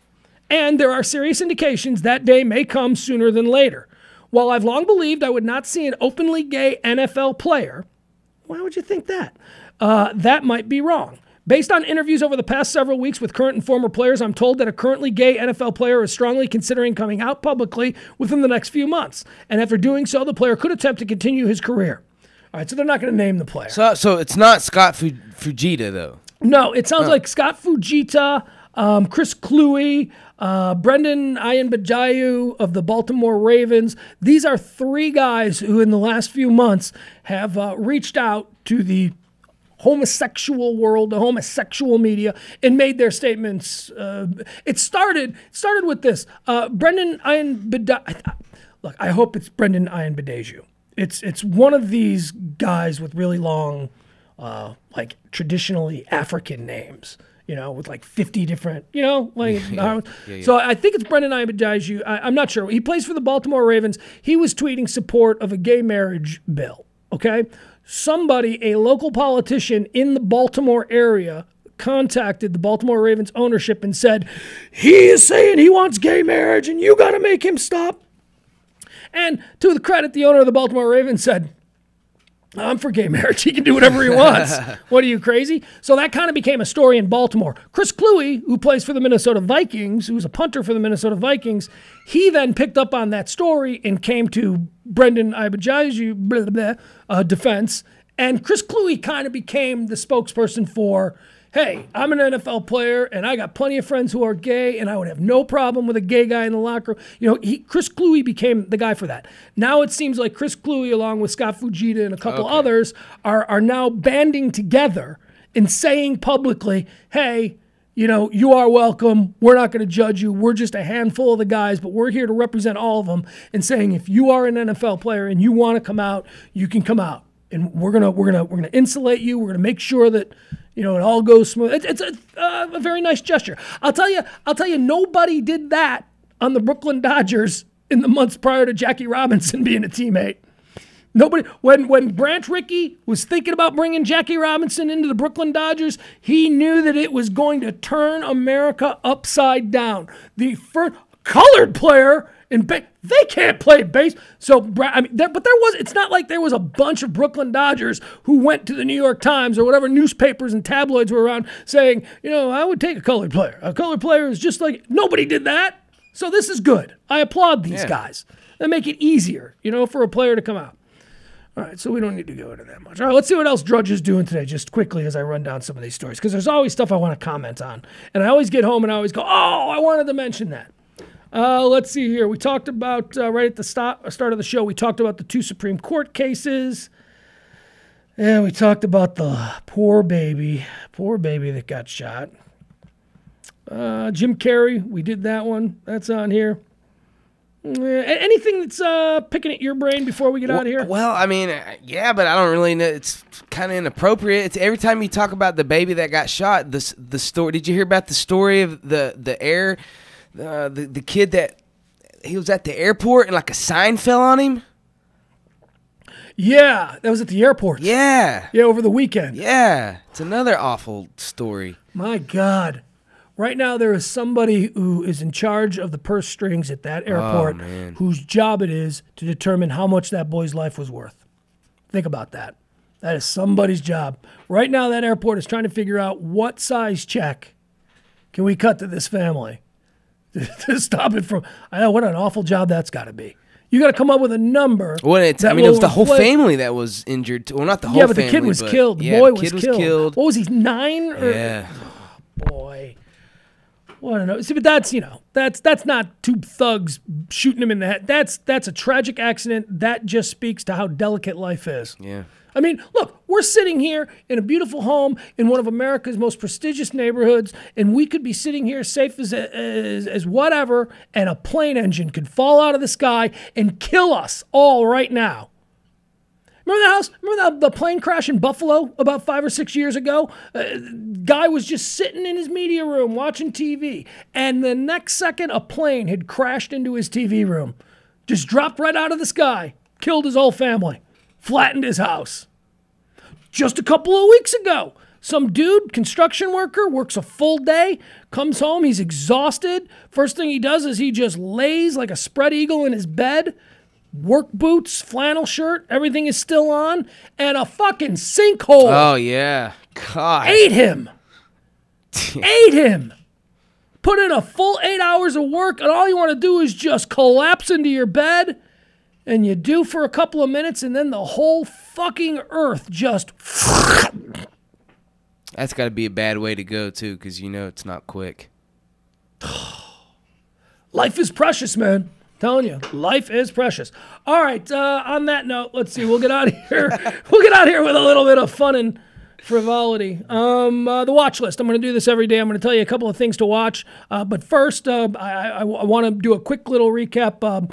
Everybody who knows me knows that one of my favorite shows of all time is Celebrity Apprentice. I can't live without Celebrity Apprentice. Have you ever watched Celebrity Apprentice? No. Oh, it is so fun. That's all it is. That's all it is. Don't look at, just look at it as fun. It's a bunch of has-beens and never was and D-lister celebrities just being complete bitches and assholes to one another. It's really fun. And I like Donald Trump.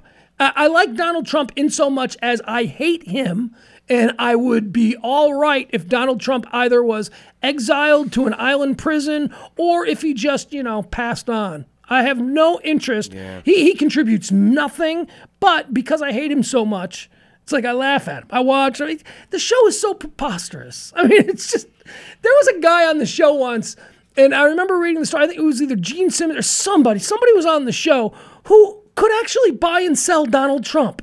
And Donald Trump's acting like, you're fired. Really? Because I just bought your fucking company, old man. You're fired. No, it was somebody like Gene Simmons of KISS or something. It was somebody who there was a report out, and they compared what Donald Trump has and what this person has that was on Celebrity Apprentice, and it was like, why is Donald acting like he's going to give him the break of a lifetime? This guy is just as big. That's the problem with Donald Trump. Donald Trump, he's a flim-flam, man. He is not nearly as wealthy as he wants everybody to believe. And Donald Trump has bankrupted companies, and he has had massive public failures. He was a really good story, quickly. Donald Trump and a bunch of billionaires, or he invited a bunch of billionaires for some conference or something at his Mar-a-Lago home in Florida. And Mark Cuban was one of the people that was at this party. And Mark Cuban told the story that, this was one of the times he was on with us, that he and Michael Dell of Dell Computers were a couple of young guys. Donald Trump at this point was like, all these young guys, look at these young millionaires. Someday they can have what I have. It was that attitude. Yeah.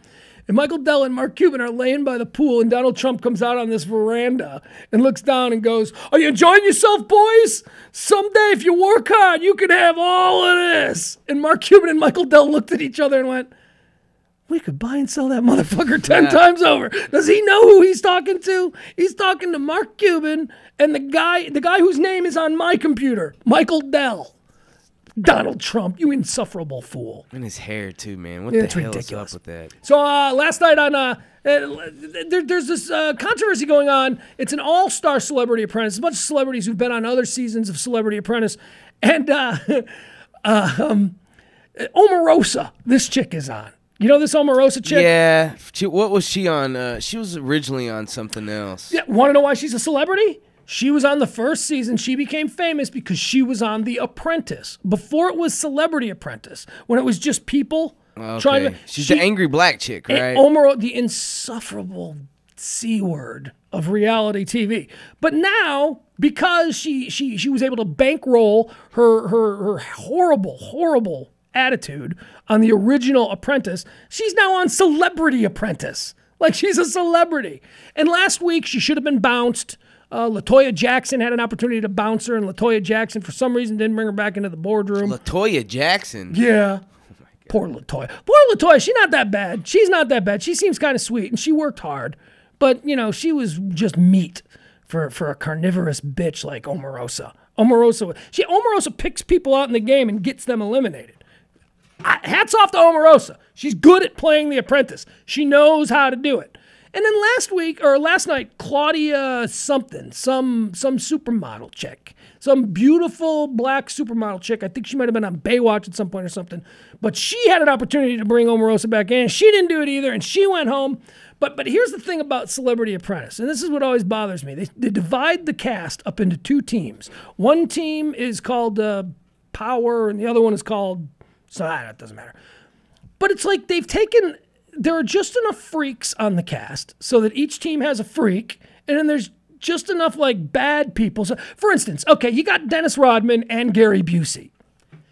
You're not going to put Dennis Rodman and Gary Busey on the same team, right? I mean, what a fucking waste that is. I mean, those guys aren't going to contribute anything. So you got to split those guys up. They're really just distractions. You know, Gary Busey, you tell him to do something and he's climbing the walls. You know, Dennis Rodman, you tell him to do something and he disappears for 3 days. You know, I mean, it's crazy. So they've done it. They've split those guys up. Dennis Rodman is the village idiot on one team and Gary Busey is the village idiot on the other. And then both teams have like an arch evil person. One team has Omarosa. The other team has Stephen Baldwin, which is why I couldn't understand why you like him. He's such a prick. You know, he's just such he's on that show? Okay. Oh, yeah. And he's like sort of one team's evil guy and Omarosa is the other team. But one team, and both teams have a music celebrity from two completely different genres, but people that you would totally underestimate, but they're both incredibly capable. And that's one team has Little John, you know, the hip hop guy. Oh, God. And Little John, incredibly capable. This guy is no fool. He's smart. He works hard. He has amazing ideas. You know, he's good. I'm really surprised. And the other one is Trace Atkins. You know, the shit kicking country dude. He's another one. You would think that he's just going to contribute. No, Trace Atkins is awesome. That dude's my pick to click to win the whole damn thing. No, I'm going to actually think he's going to be better than Lil Jon. Yeah, but you would be surprised, and this is what I'm saying. You know, you judge a book by its cover. Little John is awesome. If Little John walked through this door right now and said, "Yo, I'm gonna take over everything you're doing here at Deep Ellum on," I'd go, "Yeah, well, yeah, I would too, because it's Little John." Wow. But if I'm gonna be stuck in the woods with someone, I'd rather it be Tracy Atkins. Well, okay. Or what if you're stuck in a project? If you're Little John. You want to be with Little John. I want to be with Little John. Right. If I'm out in the swamps. I like how you pronounce it Little John, too. Well, I refuse it's Little John. No, it's Little John. Come on, bro. I refuse to play into that, hey, we're all illiterate and we can't spell things or pronounce things properly. It's Little John. But because of your regional dialect, little comes off lil, and we go with that. Don't even get me started on Nigga. I refuse to buy into that, too. You're only saying it with an A at the end because you can't pronounce with your urban dialect or your regional dialect. That's all that is. No, it's a completely different word. No, it's not. It's not a completely different word. Saying it one way makes it no better than saying it the other way. You know what I'm saying? Yeah, I do, but... If you asked an 80-year-old white guy who hates black people to say that word, it would sound like he's saying Nigga. He would, come on. All right, but hold on. Is the word gay meaning happy and then the word gay meaning homosexual the same word? I don't know the origin of the using G-A-Y to define a sexuality. If that comes from the original word gaiety, having a good time, gay Perry, then the word gay as it applies to homosexuals is just an antique, a relic from the past. See what I'm saying? I think it is the same use of the word. Like, I think if you were filled with gaiety, you know, the guy's gay. It was like a code way to say somebody was, you know? Yeah. But I think it stems from the original use of the word gay as in gaiety as in... See, I don't know, but it just, I just think over time, I mean, look, dude, you open up the dictionary, the word bling bling is in it now. I mean, come on. Yeah. Yeah, well... What's bling? Well, that's, you know, that is a truly unique word. That is an original word. Bling, as in what diamonds would sound like. If diamonds made a sound, they would make the sound bling. And that's what I get from that. But it's an original word. You know what I mean? They went. Yeah, but why can't it through time? It's developed. Like Lil is now it's something else. Now Lil is Lil is an abbreviation of little, and I choose not to abbreviate. That's all. But I've got time. I can say that. I can pronounce the whole word. It used to be, but now it's something else. It's not little anymore. It's Lil. It's Little John. I refuse.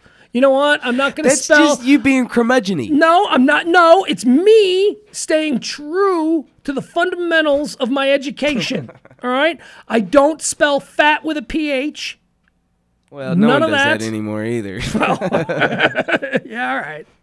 Well, you know what I'm saying? I mean, it's like, oh, he's... You know, the first person who spelled fat with a PH probably just spelt it wrong. And everybody ran with it. I don't know. You don't think that's true? No, I think that you don't think the first person who popularized PH as F wasn't just wrong? No, I think it's the same thing where. I never mind. You're crazy. I don't want right. to get into that. Anyway, last night we got rid of the Claudia chick, the hot chick on Celebrity Apprentice. Although one of the teams was overwhelmingly, one of the big threads, one of the stories, themes that I'm going to be looking for on this show is race, because I really want to talk about race. Well, good. Hey, speaking of racing, we're going to have CJ in next week. He wants to come in on CJ Star? the show. Yeah. Man, I want That'd CJ. be a good show. I want CJ on here as much as possible. I love CJ. CJ Star, local comedian, hosts the show here on the station. You can find it if you go into the show page at deepelmonair.com. Yeah, I mean, race is something that you cannot talk about on terrestrial. And it's something that people are afraid to talk about. But I think it's exactly the kind of subject matter that is perfect for this new medium. Yeah, I agree. Race is the talk about what we want. If a new Howard Stern is going to emerge, and by that I mean someone who just completely galvanizes the industry with conversations that had not taken place to that point, which is what Howard did with his open discussions of sexuality and all that kind of stuff. I think it's going to be race. I think it's the last taboo. It's the thing to be, and by race, I'm not saying that I hate black people. No, I mean talking about why there are still white people out there that hate black people. Talking about why that might be. Talking about what's wrong with each side. I mean, I would love to get a bunch of people. I'd love to have CJ. I mean, CJ and I have been talking about this since the election, about getting in and doing a show on race. You tell me exactly what black people do. Give me a list of things that we white people do. I'll give you a list of things that white people say about black people, and let's have a real conversation about them. Let's see if there's any truth to any of these things, and at the end, we'll go get a beer. Yeah, but that is the only way we're going to solve the race problem in this country is through people not being afraid to talk about it with one another. Yeah, like what's the deal with black people in the movies? Why did they? Why can't y'all shut? No, see, I don't even want to go down that path because that's going to trivialize what my ultimate plan is for it. But, okay, that would be a good excuse. This is a stereotype. How about the stereotype where white people can't dance? Why do you say white people can't dance? Have you ever seen Fred Astaire? Have you ever seen John Travolta? What are you talking about? Danny Terrio hosted Dance Fever for 20 years. What do you mean white people can't? We're going to talk about these kinds of things. But we're also going to talk about deeper things. Like if there are stories in the news that have serious racial undertones, I would love to be able to have a conversation. And unfortunately, folks, because I don't have a death wish, the way the world is set up right now, I have to have that. I can't discuss anything racial, even in new media, even podcasting. I can't have any kind of conversation like that without having it with a black person, because otherwise it's just a white guy talking. You know what I mean? There's got to be a black person here so that I can say, okay, now if I were to say that, would that be offensive? Because I believe a lot of the things that people say, I believe that the problem with race isn't so much people just hate them black people. I don't believe that's really the problem. There's an institutionalized way of thinking, and that's what I want to discuss. And by institutionalized, I mean the fact that white people the fact that I just said I would say something and then say to my buddy, is it okay for me to say that? My concern that there might be something wrong with that shows the institutional way of, we're guilty. We don't even know why we're guilty, but we want to make sure that it's okay. Well, I want to find out why we're guilty. I want to find out why saying that, why on Facebook, and I've done this as a test many times, where I have said things, where I've criticized black people, okay? Just as I endlessly criticize white people or Asian people, whatever. I don't see your culture, I don't see your skin color, I don't see your religion, I'll just criticize. But I have purposely gone out and criticized black people just to see what the response is, and from white and black alike, that's racist. Okay, so my next post will be, let's talk about that. Why is that racist? And we can never have that conversation. It always devolves into a gang pile of, man, I can't believe you said that, man, I've lost respect for you, man, and I'm screaming, I'm updating posts. Tell me what was wrong with what I said. Let's discuss this. And it just degenerates. And because now it's a mob thought.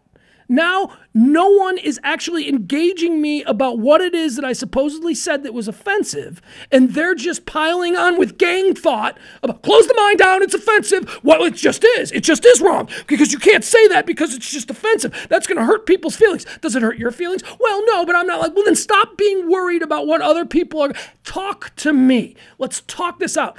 And I had this one in particular that got really ugly. If you look back on the timeline, there's probably 200. And finally, one of my Facebook friends, who is a black woman, who was one of the original I can't believe you said that. I had to not only continue to engage her on the thread, but I had to have private, instant conversations with her while this was all going on. I mean, I needed to make sure that she understood, and I needed to take her away from the group thought that was now occupying the thread and say, look, let's you and me talk about this as two people. Explain to me. And you know what it was? I now know exactly what it was. I was making a comment about something, and in the comment, not using it pejoratively, not using it like you are a, but I actually spelt the word nigger, N-I-G-G-E-R. And the very fact that I typed that word got people so upset. And I was like, okay, so why did that word get that response? So that's all it was? That's all it was. You know what? I'll go back and I'll find it, but I don't have time to do that right now. But yeah, it was the use of that word. And it wasn't used like you're a nigger or that guy's a nigger or did you see that nigger? It wasn't like that. It was used in a different way. But it was the sole fact that I dared put that collection of letters together and then hit enter. But how was the word used though? I'm riveted. Yeah, I don't know. I think it was like... I wouldn't even want to speculate because I don't remember, but I'll go back. But just, you're going to have to trust me as I'm telling you this story. Okay. It wasn't used pejoratively. It wasn't used as a tool of oppression. I was using it as an experiment. And I think I even said, like it's very complicated, but there was something going on there where I wanted, one, to see people's reaction. And I knew I was going to get a little bit of the reaction that I got. But I had really hoped that at some point people would go, wait, folks, read what he said. Don't just get locked into that word. Put it in context of what he said. And a couple of people did that. But boy, oh boy, the conversation just degenerated into racism in America. And I'm like, no, let's stay on point. Let's talk about this particular instance, my use of that word on Facebook in this context. Why am I bad? Why is that something that offended people? And I was honestly looking for it. Because there was nothing that could have been taken as offensive by anyone. Certainly no one in particular, because it wasn't a targeted remark. But people just saw the word and flipped. They saw the word and flipped. And that is exactly what we were talking about at the start of the show. Group think. Mob thought. Nobody thinks things through on their own. They see what the crowd is doing and they go with the crowd. And that's the biggest problem with racism in America. Nobody wants to talk about it ever. Nobody wants to, It's the sheeple effect. Think about it. When you're in a flock of sheep, and you look up and you see a wolf, what do? You look right back down, hoping that he doesn't attack you. Hoping he goes away. Yeah. Well, I don't know. It's hold on. Maybe I could quickly find it. Maybe somebody on Facebook could have found it. Boy, now I'm asking to open up a can of worms. People going back into my Facebook timeline. But the way it ended up, the way that particular thing ended up, it ended up very good. I felt very good about it. I'm still friendly with the person who was initially offended. I talked her through my thought process on it and what I was intending to do. She totally got it. But man, I mean, we're talking, I think it was like 200 comments. Wow. It was great. I mean, it was really interesting to just go back and read. Because a lot of times when you read these big threads, it's maddening. It is absolutely, people get off topic. And that's my one pet peeve about Facebook. If I post something, let's stay on topic. Let's just talk about what I just asked the question. This is my page. You're participating in my page. I'll come participate in your page. And I promise to stay on topic. They just get all crazy. All right, so let's finish things up today. It's been a long show. Boy, we just rattled through the show and I blinked. Almost 3.5 hours. It's been almost 4 hours. All right, is this the out music? Yep. Boy, you're ready to go. I didn't do my watch list yet. Okay. Well, you can do it real fast. Couple of things on TV tonight that you should all go home. Don't say there's nothing on TV. I hate when people say that. There are hundreds of channels. There's always something on. Fox. If you're not watching, I can highly recommend the new Fox series, The Following, starring Kevin Bacon. Tonight, 8 o'clock. The Following, down with The Following, Jansen? You know anything about The Following? No. Quick synopsis. Kevin Bacon plays a retired FBI agent whose last case was putting this crazy serial killer behind bars, this guy by the name of Joe Clark, Well, Joe Clark was a college teacher and a professor, and now with the internet and social networking, Joe Clark's influence behind bars is spread. He's still preaching to all of these. What Joe Clark has done in prison is he has gathered up through social networking all of the budding young serial killers in America, and he is directing them like an orchestra from prison. So now all of these serial killers are coming out of the woodwork and killing people, and the FBI has brought Kevin Bacon back in to sort of, it's a little bit of a trite storyline. Kevin Bacon, now the struggling alcoholic former FBI guy who's got demons, and, he's trying to get it back together. Really good. The Following just started this year. It's on tonight, 8 o'clock on the Fox Network. Also, for those of you who enjoy Showtime and comedy, there's a really great series on Showtime called Inside Comedy every Monday night at, we're going to go with 10, might be 9, but I think it's 10 o'clock. Every Monday night, David Steinberg, legendary stand-up comedian David Steinberg, now most known for television directing. He directed all the Seinfeld and Friends and stuff like that. David Steinberg does a show called Inside Comedy where he sits down with 2 legendary comedians and, basically, usually what it is it's one legendary comedian and one really hot contemporary comedian. And he sits down with them and you sort of get like last week it was Betty White and Will Ferrell. That was pretty interesting. And it's 2 totally different sit-down interviews, just interspersed. Like he'll talk for 5 minutes with Will Ferrell and they'll be on a patio somewhere. And then they'll talk for 5 minutes with Betty White and they'll be in a hotel room. So it's not like they're together, but it's 2 interviews interwoven. I just realized something and I'm actually blown away. What? This is all in your head. Like, oh, yeah. You don't have a list in front of you or nothing. You're Facebook. I'm looking at Facebook. Yeah, but you don't have like a TV guide in front of you. You know what's coming on tonight. Can you do this on every day, like 7 days a week? I can talk for hours. Yeah. Thank you for noticing that. It's one of the few things that I know that I can do that most people can't. Thank you. I'm impressed. I don't know how to monetize that skill, but if I should, there's going to be a nice little shiny quarter coming your way. All right, so that's Showtime. Tonight's guest, very interesting, Susie Essman and Carol Burnett. Jesus. Susie Essman. Do you know who Susie Essman is? No. Susie Essman is one of the funniest characters on TV. I talked earlier about how Jack Donaghy is probably the funniest character on TV. Well, if there is a female category for funniest female on TV, it's Susie Essman. You watch Curb Your Enthusiasm? Yeah, I've seen that. You know Larry's agent, Jeff, the big guy. His ball-busting wife. Okay, yeah. Is Susie Essman. Gotcha. Larry, you fucking moron! Get your that really foul-mouthed, awful ball-busting wife is Susie Essman. So tonight, David Steinberg sits down with her. She's very funny. If you're unfamiliar with her stand-up and only know of her from Curb Your Enthusiasm, you'll be in for a treat. So he's going to sit down with Susie Essman and Carol Burnett, the legendary Carol Burnett. That's tonight on Showtime. That's your watch list. The Following on Fox at 8 o'clock and then 10 o'clock on Showtime, Inside Comedy. David Steinberg sits down with Susie Essman and Carol Burnett. Thank you, Jedi. Thank you, man. Let's see. A big shout out to hireahero.org, who you'll be hearing more and more from as we're going to get a nice little production bumper. We got a big thing with them at the end of the week. Yeah, and I thought we would talk a little bit about that today, but we'll get into that tomorrow. We'll be back here tomorrow at noon. Also, I got to thank Stratos, fine supporters. I'm doing something with Stratos that I told you about. Got a stand-up comedy show coming up with me and my band of misfits. And I think Stratos is going to be the place. Well, Stratos is the place. Do you like Greek food? Love it. Dude, we ought to go over to Stratos. Let's do it. We got to go over there. We got to get, the gyros. There's tzatziki. You know what I had? I had octopus there the other day. Joanne, who runs the joint over there, I got to get her to come sit in with me. She's funny. I've been telling you, that chick's funny. Like, I'm looking for funny people to just kind of sit with me. Joanne's pretty funny. And she makes wicked octopus. Make sure she brings some. Over there at Stratos.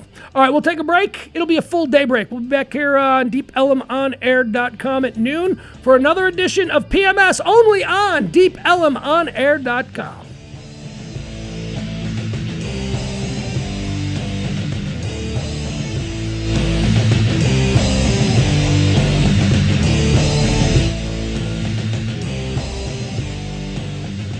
Check 1, 2.